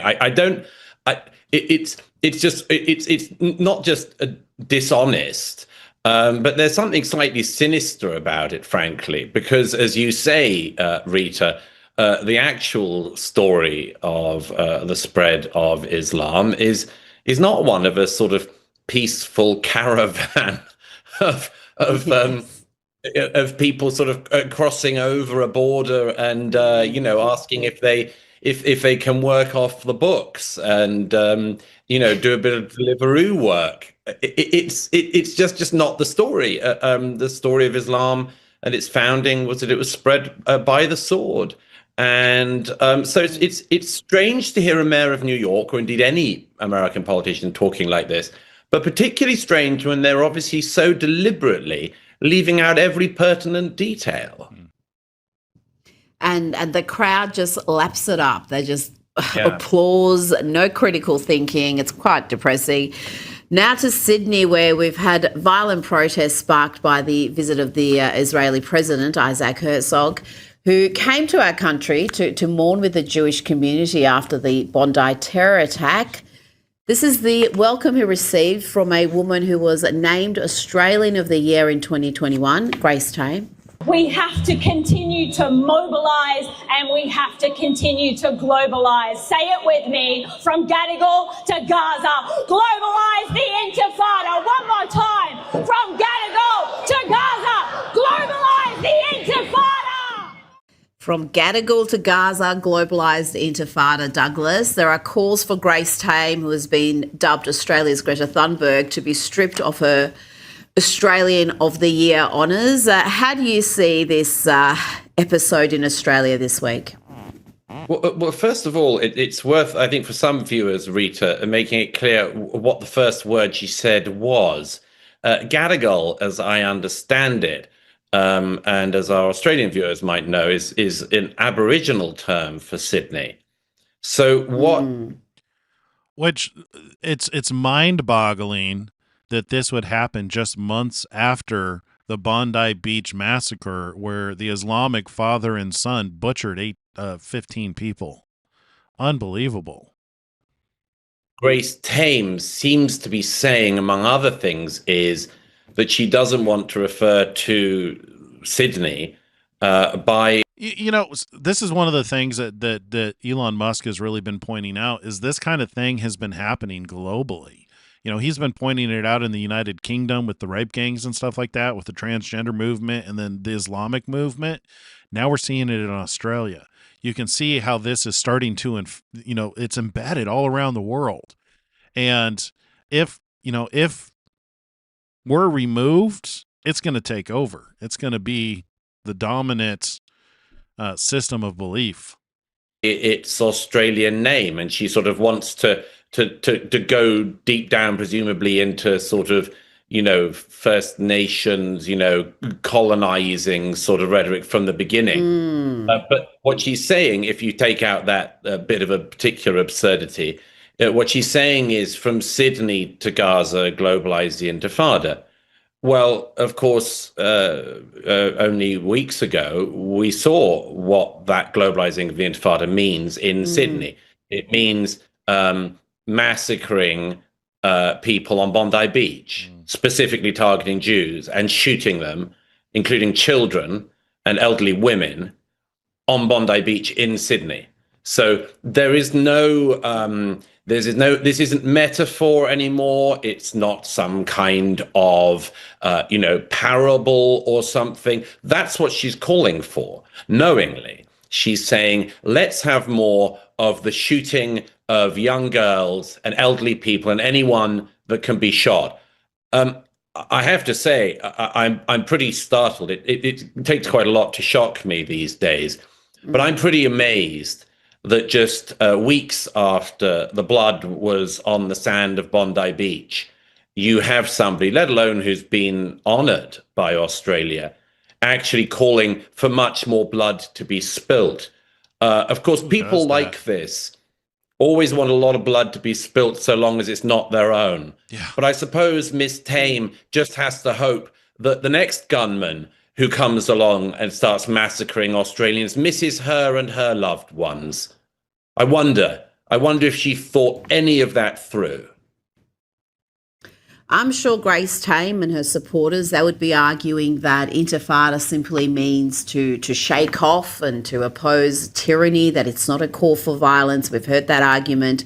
But we've also heard from the Jewish community, like you've just explained, that they saw the Bondi terror attack as an example of globalizing the Intifada. It is Intifada. It is Intifada. Intifada is an armed uprising. There have been 2 of them in recent decades in Israel. The only use of the term Intifada is to describe the massacring of civilians, the blowing up of civilians on buses, the shooting of civilians in the street. It isn't used in any other context. It only means that one thing. And Intifada sounds like Great Tribulation to me. That's kind of my expectation. And I have to be honest.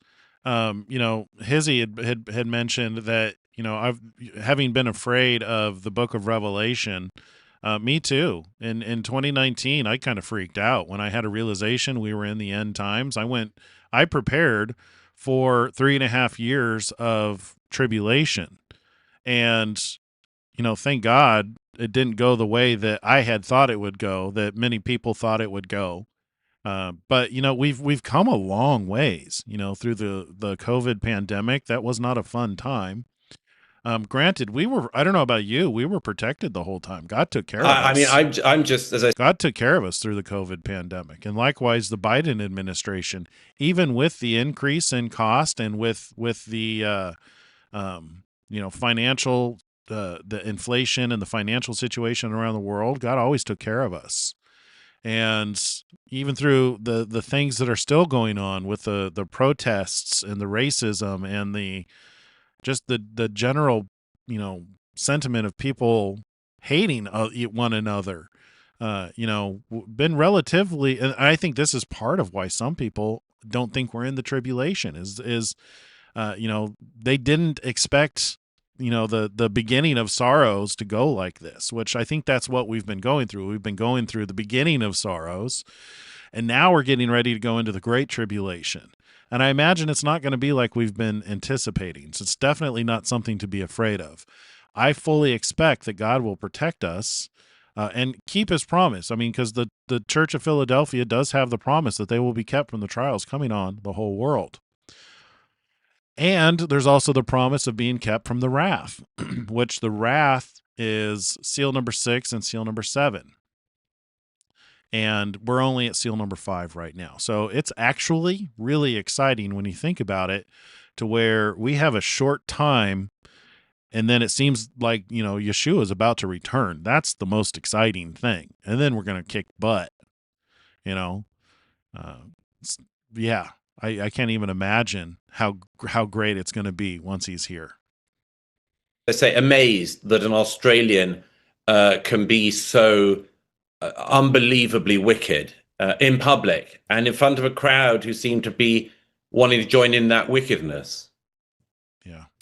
Well, we also had Douglas politicians, including Greens MPs, objecting to this visit. Let's hear from Barbara Pocock. Should never have been invited to Australia. A divisive visit, one that doesn't recognise his association with genocide. Douglas, what's your response to that argument that the president of Israel is complicit in genocide? First of all, the president of Israel is somebody who sits above politics, much like the king does in our own democracies. And secondly, of course, there hasn't been a genocide in Gaza. What there's been is a war that was started by Hamas and some of the citizens of Gaza on October the 7th, 2023. I have to say, I do actually like Sky News. They seem to have a more honest focus on the news. Like, just now, the way he pointed out, to where it wasn't a genocide, it was a war that started by Hamas. That is the truth. There hasn't been a genocide or anything like it. There's been a war.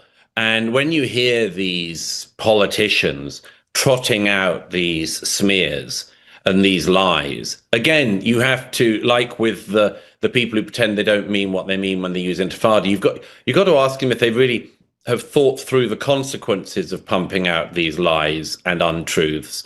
If there were actually a genocide going on somewhere, if there was an actual attempt to completely eradicate an entire people and it had been going on, then that's one thing. But that's absolutely nothing like the war that's been going on that Hamas started. So yes, I mean to make that claim is itself just unbelievably fallacious and erroneous. But to claim that the non-political president of a country which has been at war for the last couple of years, when he comes to Australia to mourn with terror victims in Australia, should be treated with this barrage of lies and contempt and smear is really quite something. And always, as we know, Rita, as you and I have often said, always this comes from people who think that they're standing on the right side of history. You know, there they are, standing, screaming abuse at the Jews, and it's all still on the right side of history, calling for violence, calling for more intifada, more armed uprising, but it's always on the right side of history, isn't it? It's always in a nice and kind way, of course. And we don't see these people, whether in the US, the UK, or here in Australia, protest against the Iranian regime. We haven't seen that at all from these leftist activists, not even as shocking reports come to light of the regime executing injured protesters in their hospital beds. The New York Post reports on horrifying footage being shared inside Iran of security forces raiding hospitals to look for those who were wounded during the protest, Douglas. And the numbers killed now, we're not clear on them, but there are many tens of thousands. I think it's safe to say, Rita, that there are certainly tens of thousands of casualties inside Iran caused by the regime, the victims being the Iranian people, who have incredibly bravely turned out on the streets to object to the regime that's ruined the country of their birth since 1979. It's pretty amazing when you think about it that in just a few weeks, all those casualties have mounted up, and there's this silence. There's just this silence. You and I have commented on it before, Rita. Why is the silence there? Is it that Jews aren't involved? Is it that they can't blame Trump? Is it that there isn't, that they can't see some kind of, decolonizing angle to this? Who knows? Maybe their fatuous worldviews aren't actually applicable to the world. I mean, there's a thought. So we have obscene things. Like commentators, not just being silent on this, and not just protesters being silent on this, but actually we've seen in recent days various Islamists and others in the West attacking the brave critics of the Iranian revolutionary government. I mean, it's not just the critics of the government on the streets of Iranian cities, it's the critics of the Iranian government from Iran in cities like New York who are getting criticism. If an ounce of that criticism went... All right, we get the idea. I think we've learned what we can with what's going on in Australia and with Mamdani in New York and stuff like that. Let's move on. J.D. Vance gave an update today. Let's see what he had to say, talking about the red line. So welcome back, everybody. We are honored to have the Vice President of the United States, J.D. Vance, with us in studio today, and there's a lot to talk about. So thank you very much, first of all, Mr. Vice President, for coming. Great to be here. It's great to have you, and I do want to get to as much as we can with you, so I'll jump right in, if I may. And I want to start with Iran, because we're watching this back and forth in Geneva, and it's happening as, I think we can put up on the screen, the impressive military presence that we have in the whole area. I think it reminds people a lot of what we saw off the coast of Venezuela when there was this question about whether or not we were about to take military action. It looks very much like that. You've got Iran today halting traffic in the Strait of Hormuz for a few hours. We heard the Ayatollah say, one of your nice warships might end up at the bottom of the sea. Where's this going? Well, I'm obviously not going to make any announcements today. I think the president has a lot of options. We do have a very powerful military. The president's shown a willingness to use it. He also has a remarkable diplomatic team. He's shown a willingness to use that, too. And so what the president has been very clear with the Iranians, and actually I just talked to Steve Witkoff and Jared Kushner this morning about some of their negotiations, is the United States has certain red lines. Our primary interest here is we don't want Iran to get a nuclear weapon. We don't want nuclear proliferation. If Iran gets a nuclear weapon, there are a lot of other regimes, some friendly, some not so friendly, who would get nuclear weapons after them. That would be a disaster for the American people, because then you have these crazy regimes all over the world with the most dangerous weapons in the world. And that's one of the things the president has said he's going to prevent. Now, we would very much like, as the president has said, to resolve this through a conversation and a diplomatic negotiation. But the president has all options on the table. And, one thing about the negotiation I will say this morning is, in some ways it went well. They agreed to meet afterwards. But in other ways, it was very clear that the president has set some red lines that the Iranians are not yet willing to actually acknowledge and work through. So we're going to keep on working it, but of course the president reserves the ability to say when he thinks that diplomacy has reached its natural end. We hope we don't get to that point, but if we do, that'll be the president's call. Well, the president said on Friday that the best thing that could happen would be regime change in Iran. And we know that that's what the Crown Prince in exile wants to see as well. He's saying, don't do an Obama in this situation. Don't make some kind of deal where we release $6 billion from Qatar and let them go on. Has he commented in the last 24 hours? I'm going to go see if he said anything. Along with the ballistic missile program. Don't do that again. Well, I think the president will do what he thinks is in the best interest of the American people. I think he's shown very clearly that he is not Barack Obama. He takes a much different approach to America's national security, and he's much more willing to act aggressively to defend America's national security. But the president of the United States is very much trying to find a solution here, whether it's through diplomatic options or through another option that means that the Iranians cannot have a nuclear weapon. That has always been the main focus. If you go back to the campaign that he ran in 2015, the Republican primary campaign that he won, he said Iran cannot have a nuclear weapon. I think it's very important for the American people to appreciate it's one of the most hostile and also one of the most irrational regimes in the world. You can't have people like that have the most dangerous weapon known to man. It would be awful for our security. It would be awful for the future of our children. That is the goal of the president of the United States. And yet they've spent all of their money and completely ignored their population for the most part on weapons and preparing for this day. That's the thing that I think I'm concerned about.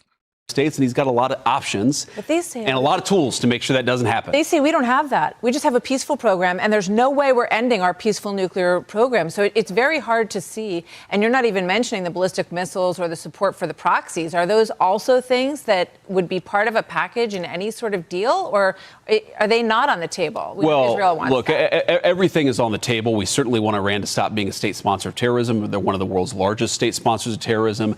There are a lot of ways in which they endanger America's national security, but the most important way they could is if they acquired a nuclear weapon, and that is the red line the president of the United States has consistently said. Yes, of course, the Iranians say that they're not interested in a nuclear weapon. We know, in fact, that's not true. They have shown a number of things that make it clear that they're interested in acquiring a nuclear weapon. Our goal is to make sure that doesn't happen. And again, the president has a lot of tools in the toolkit to make sure that doesn't happen.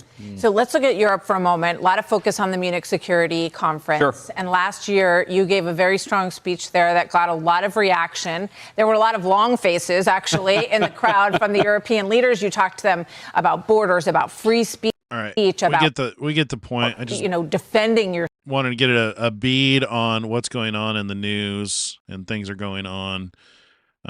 Very interesting. So Iran starting to launch missiles at the beginning of negotiations, clearly showing their intent to not negotiate. By all accounts, it seems as though they are preparing for something, and we are preparing to respond by sending military assets over into that area. It's just a matter of when do things begin. I don't think it's any coincidence that we're at the beginning of their Ramadan. And all of this is happening. This all seems by design. Going into still seems as though we are in seal number 5. So let's end the day. I had an interesting thought that I wanted your guys' opinion on. let's end the show by going through seal 5 and 6. Because I was thinking about something today. Oh, man. Faster, just type it. I don't know where I lost my Matthew 24 placeholder. All right, so we are here right there. And then in Revelation 6, so this is seal number 5. When he opened the 5th seal, I saw under the altar the souls of those who had been slain for the word of God and for the testimony which they held. And they cried with a loud voice, saying, How long, O Lord, holy and true, until you judge and avenge our blood on those who dwell on the earth? I think that's coming. Then a white robe was given to each of them, and it was said to them that they should rest a little while longer, until both the number of their fellow servants and their brethren who would be killed as they were was completed. Okay, so that's seal number 5. That seems to be what's going to be the next 170 days. So that seems to be right here. So I guess it stands to reason they've been given their white robes and told to rest a little while longer. Is that why the weather's been so freaking crazy? I don't know about you guys. Tell me, today I woke up, it was sunny, and then it was pouring down rain like a monsoon, and then we had hail, and then right before I started the show, it was sunny again. Yeah. Anybody else having weird weather like that? And then we have, there's a comment. Matter of fact, maybe we should go look at what our favorite our astronomy photographer comet guy, Ray. Let's see what Ray's up to. Oh, hey, Ray's got a new video. Let's check it out. Let's see what Ray is up to. So this is Ray. I take pictures of space. I'm a science commentator. I measure asteroids and comets, and I have various interesting things that I discuss on this channel, mostly in the astronomy science area. I make things easy for you to understand.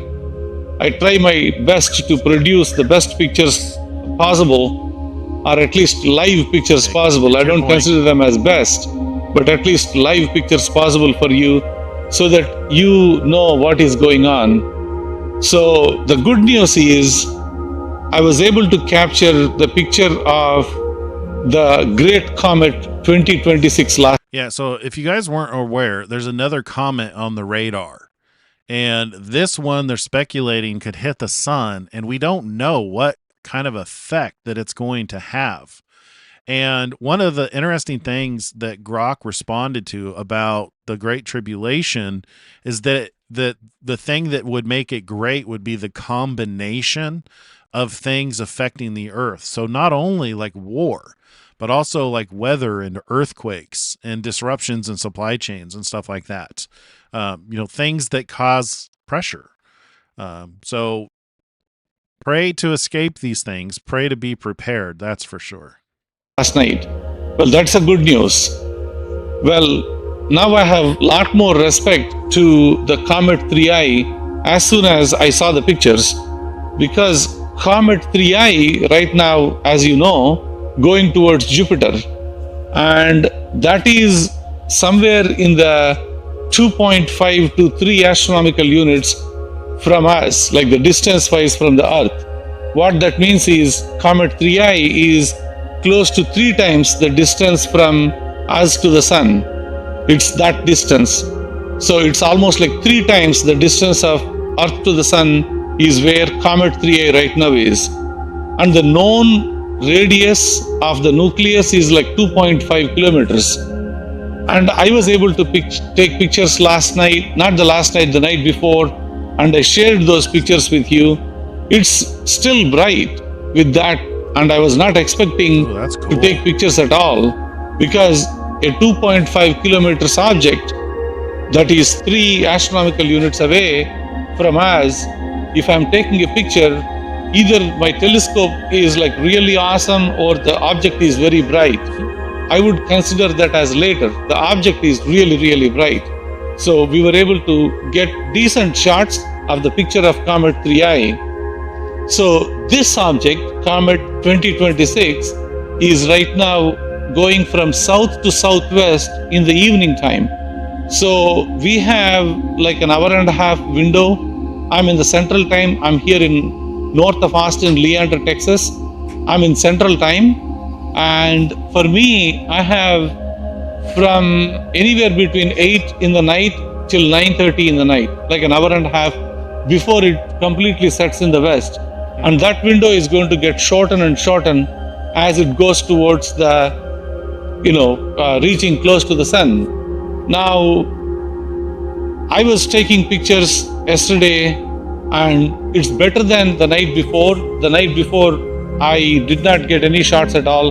But yesterday, I was able to get some decent pictures.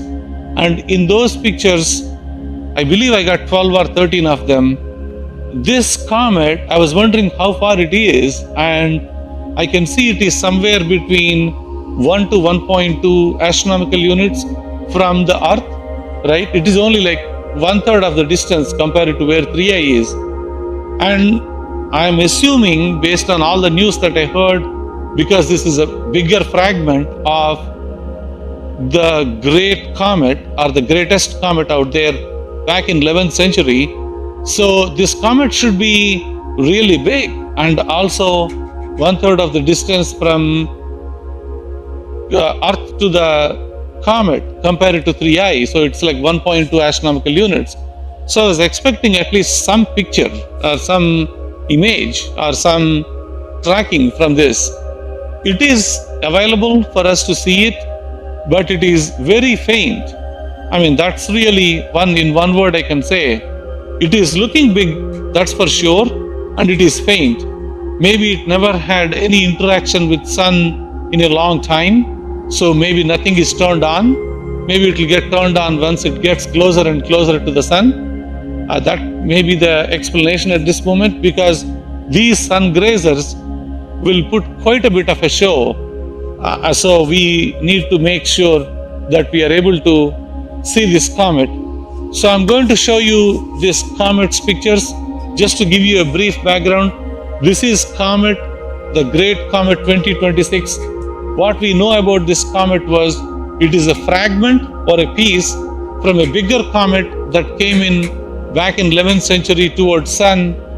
So based on what we know, that bigger comet broke into pieces, and ever since that happened, in the same trajectory, there were other comets coming back in 1800s, in 1900s, and even in 1965. There are comets from the same trajectory. So most of these sun grazer comets are pieces of that. And this comet that we are tracking right now, the Great Comet of 2026, it is designated as C2026A1, and it's actually found by like 4 people, Chile Observatory. And this comet is going to put quite a bit of a show. That's what we are hearing, because it's so close to the sun. So every time I look at the measurements, in one measurement it says that it is going to pass 120,000 kilometers. Other one says 800,000 kilometers. The other one says actually it is going to go through the sun.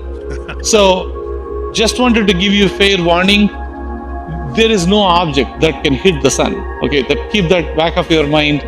There is no object. There is nothing out there that we know in our solar system that can come and hit the sun. Because by the time they come any close to the sun, they will get vaporized. Because sun. The question is, and this is the thing that people have been asking about, is, well, right, is the statement that he's saying is true, to where when it gets to within a certain distance of the sun, the heat is so intense that it would just burn it up. The question, though, is there is still energy and fuel in something that is heading towards the sun. Is it possible that it could cause a coronal mass ejection, to where the momentum of something, even though it would be burned up, can it affect the sun and cause the sun to in turn send something towards the earth? That's one of the questions that are going around, because we haven't seen anything like this before. So many new things in our universe that are happening for the first time.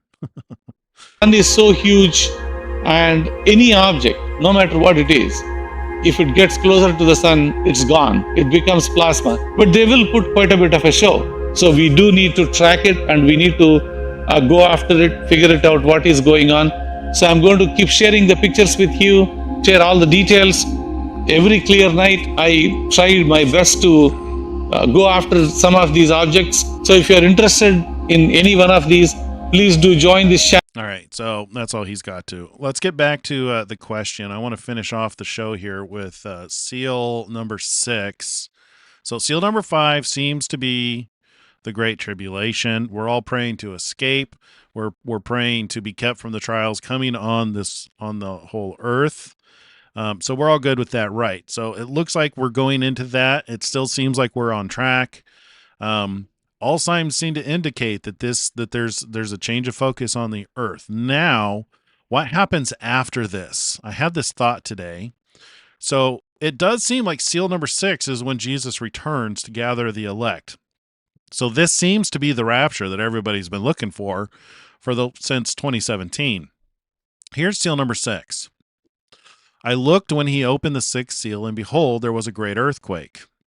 And the sun became black as sackcloth of hair, and the moon became like blood, and the stars of heaven fell to the earth as a fig tree drops its late figs when it is shaken by a mighty wind. Then the sky receded as a scroll when it is rolled up, and every mountain and island was moved out of its place. This is what seems to indicate the shifting of the earth. And Ben Davidson, one of the things that keeps causing him to adjust his timeline is the unknown. Like, all it would take, maybe, would it take a comet hitting the sun, turning into plasma, and then adding a little extra juice that gets directed at the Earth in order to weaken the shields of the Earth just enough for it to do its thing? That could be the case. They're basing their calculations on when they think that the magnetic pole shift is going to change based on what they're able to measure right now. But they keep finding things that they forgot to account for in the measurements, and it's also not taking into account unknown variables. So then the sky receded as a scroll when it is rolled up, and every mountain and island was moved out of its place. And here's the thing that I was asking myself. And the kings of the earth, the great men, the rich men, the commanders, the mighty men, every slave and every free man hid themselves in the caves and in the rocks of the mountains, and said to the mountains and rocks, fall on us and hide us from the face of him who sits on the throne and from the wrath of the Lamb, for the great day of his wrath has come. So this shows preparation. And I don't know if you guys saw this, but have you guys seen, does anybody here watch the Y-Files? The most recent Y-Files has to do, is it the most recent one? 2 weeks ago. The Y-Files from 2 weeks ago. Check this out. If you guys haven't seen this yet, this is interesting. Oh, YouTube is being weird, isn't it? Here we go. Episode of the Wi-Fi. Here, let me get this link. I'm going to blow your guys' mind. All right, before I show you this link, come over here. So August 12th, 2026 is based on the pattern here of the opening of the seals. And so far, I haven't seen anything happen today that would imply that seal number 5 wasn't opened. We're going to know more in the days ahead.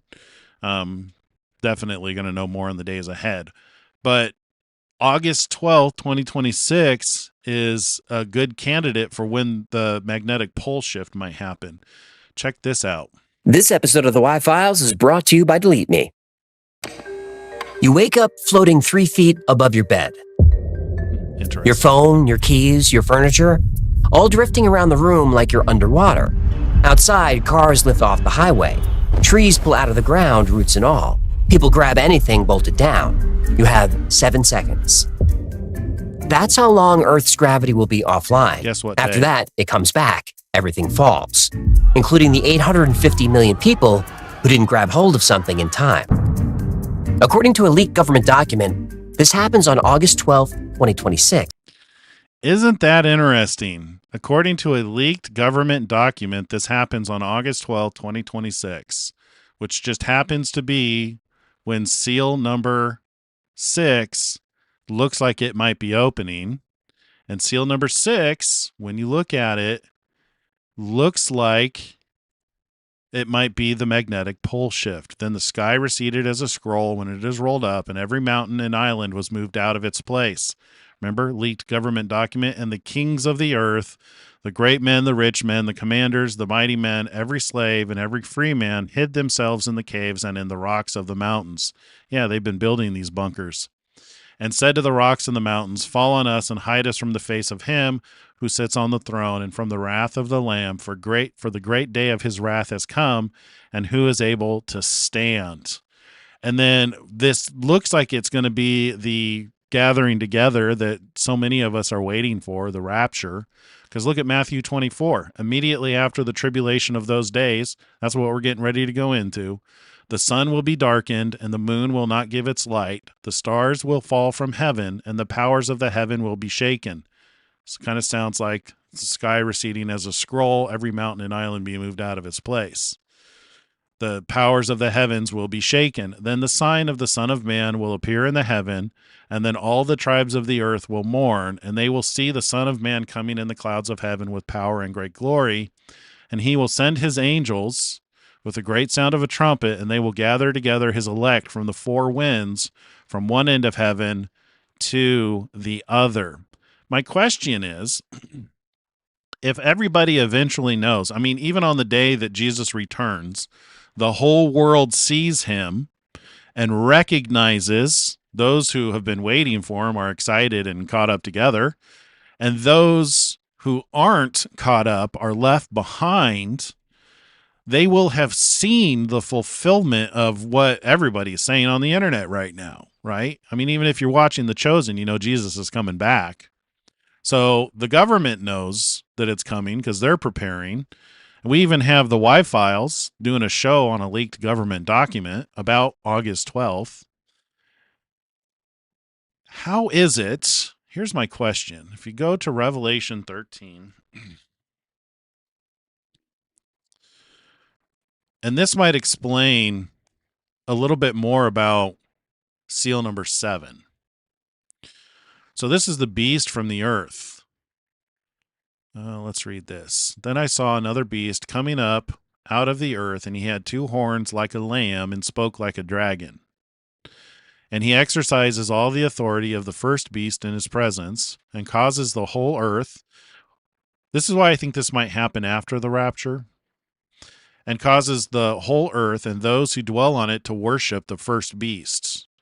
Because if we're removed, then the people who are left are the ones who didn't believe in Jesus and the ones who were never written in the Lamb's Book of Life.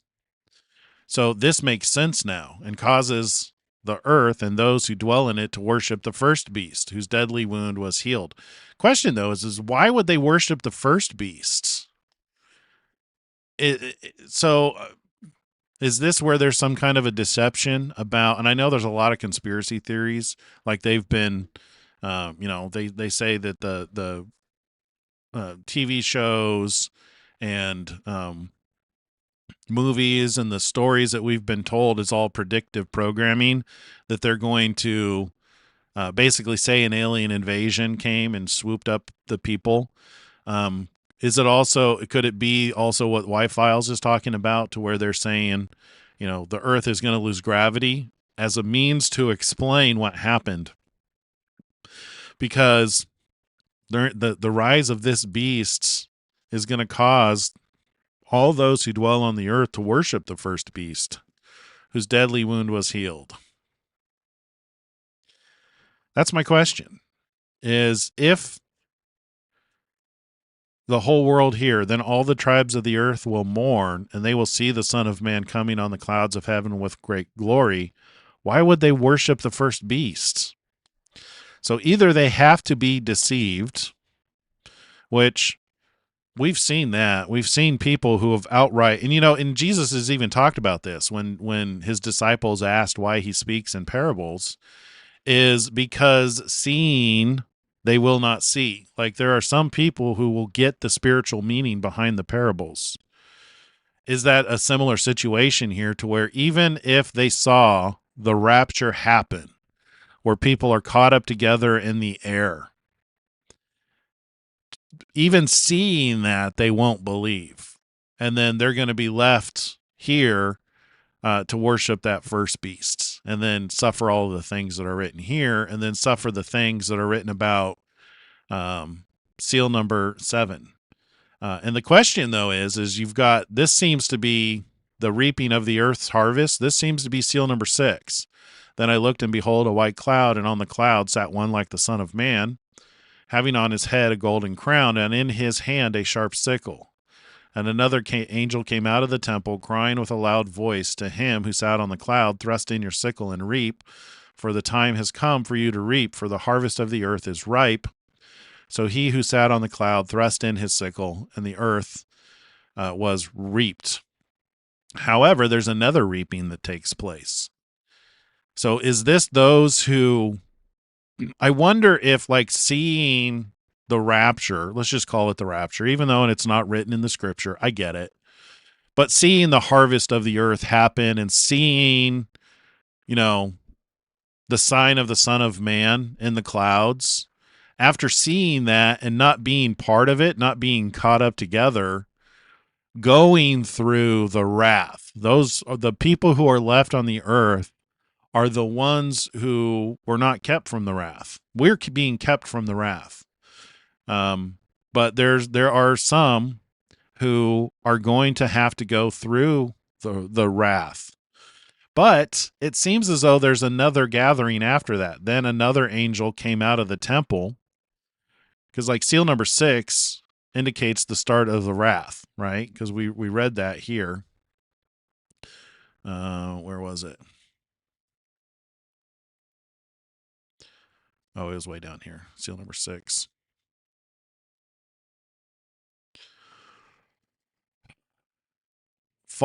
They say, fall on us and hide us from the face of him who sits on the throne, and from the wrath of the Lamb, for the great day of his wrath has come, and who is able to stand?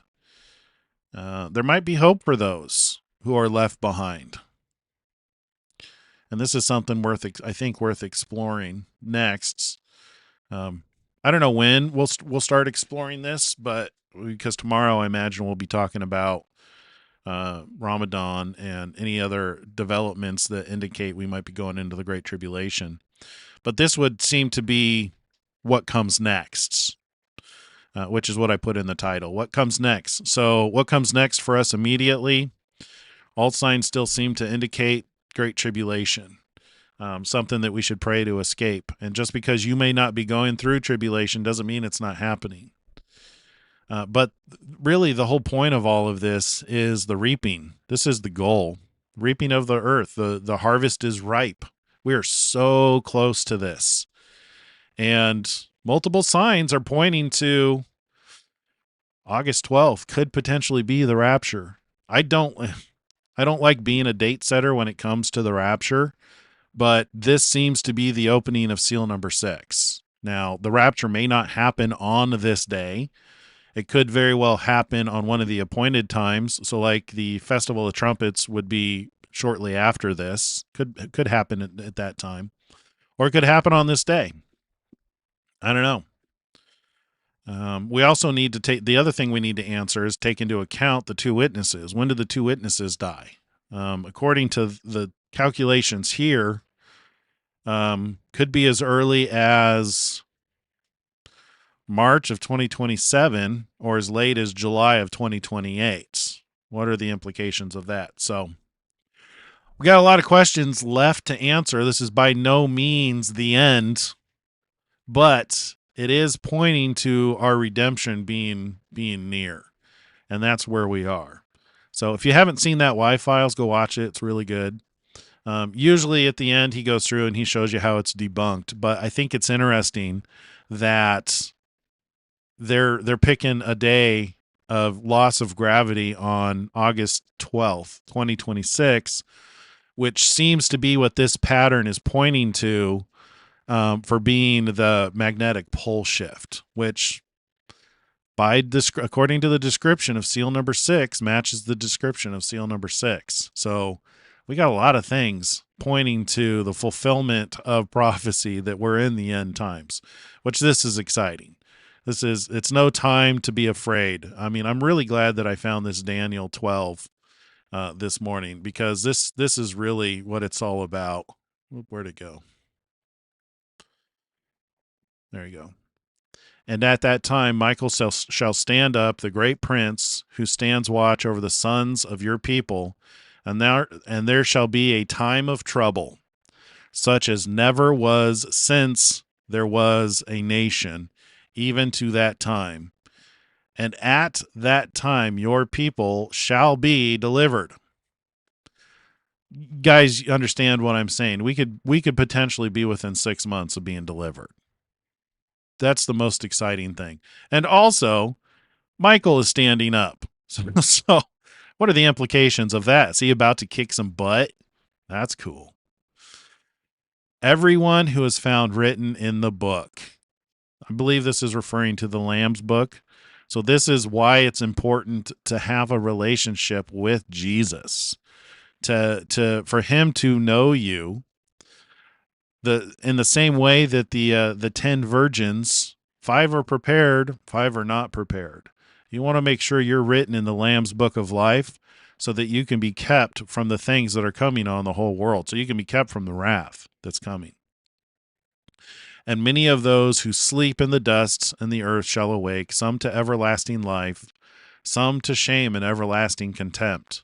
Those who are wise shall shine. There's a callback to the 10 virgins with your lamps full. Now's the time to shine. Now's the time to really help people, because there are people who are going through tribulation right now. And now is a time here. Let's end on this.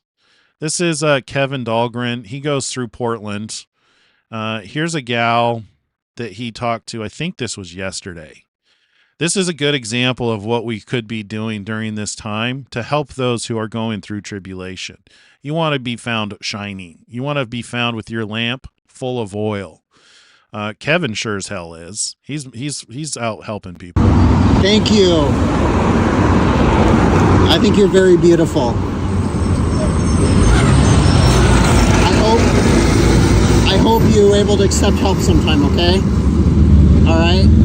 I'm worried about you, but you take care of yourself, and I'll check on you again, okay, sweetie? Enjoy. I'm gonna grab you a muffin, okay? What country are you from? Okay. Do you understand English? Okay. But are you when did you move here? Oh, when you were young, very young. Okay. Well, I'm worried about you. Hi, science. I knowledge. Science. Come. Science. Okay.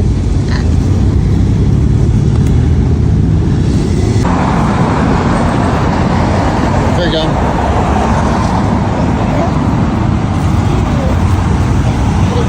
So I've seen this homeless woman lying right there for days, and I sat with her for about 2 hours. She speaks very broken English. A lot of times she has to do like sign language, or she does actually write English, and she wrote soda and she wrote muffin. So I got her those 2 things. She's very sweet. When you give her something, she kind of blows the kiss. She doesn't really understand her situation, I think, because when I ask her about help, she seems kind of resistant and just standoffish. But regardless, she's been at that same spot for days, and we as a community have a responsibility to check on her regularly to try to give her some kind of alternative that isn't that. And I just sadly that isn't happening. Yep.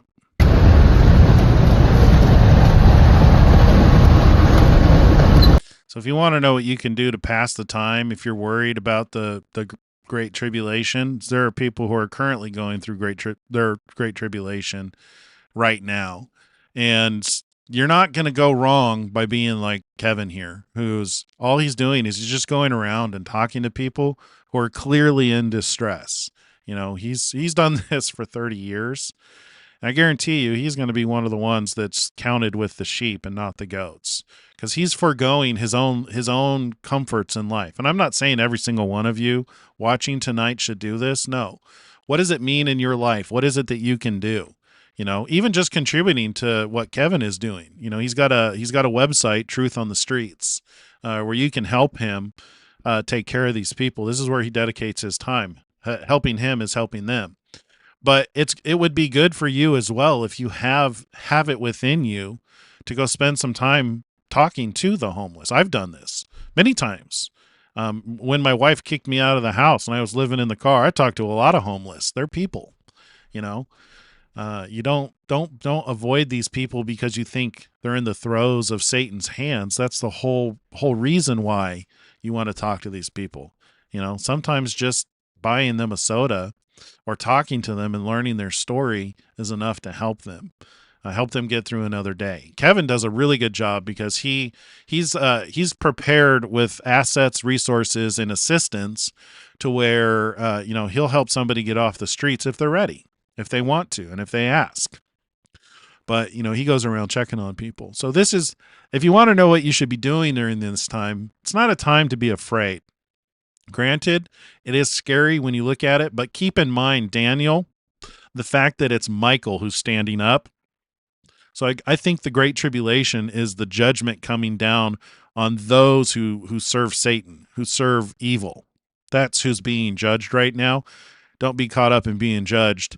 Take your time, take some time to focus on others and love others as you love yourself, because that's the church. Philadelphia is the church that's kept from the trials coming on the whole earth. You want to pray to escape? This might be the key right here, is focusing on others during this time. And with that, I'm going to leave you guys. Thank you so much for joining me tonight.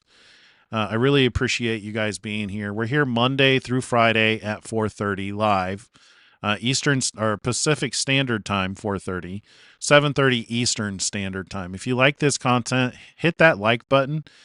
It's supposed to help. I know they've been changing the algorithm, but it shows us that you like this content. Hit the subscribe button, because that definitely does still help.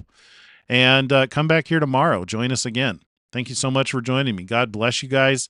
Keep looking up. Our redemption is very, very near, and prophecy is being fulfilled. And this is the most exciting time to be alive, to watch this stuff. We literally may have just watched seal number 5 being opened up tonight. And that's really exciting. God bless you guys. Shalom, shalom.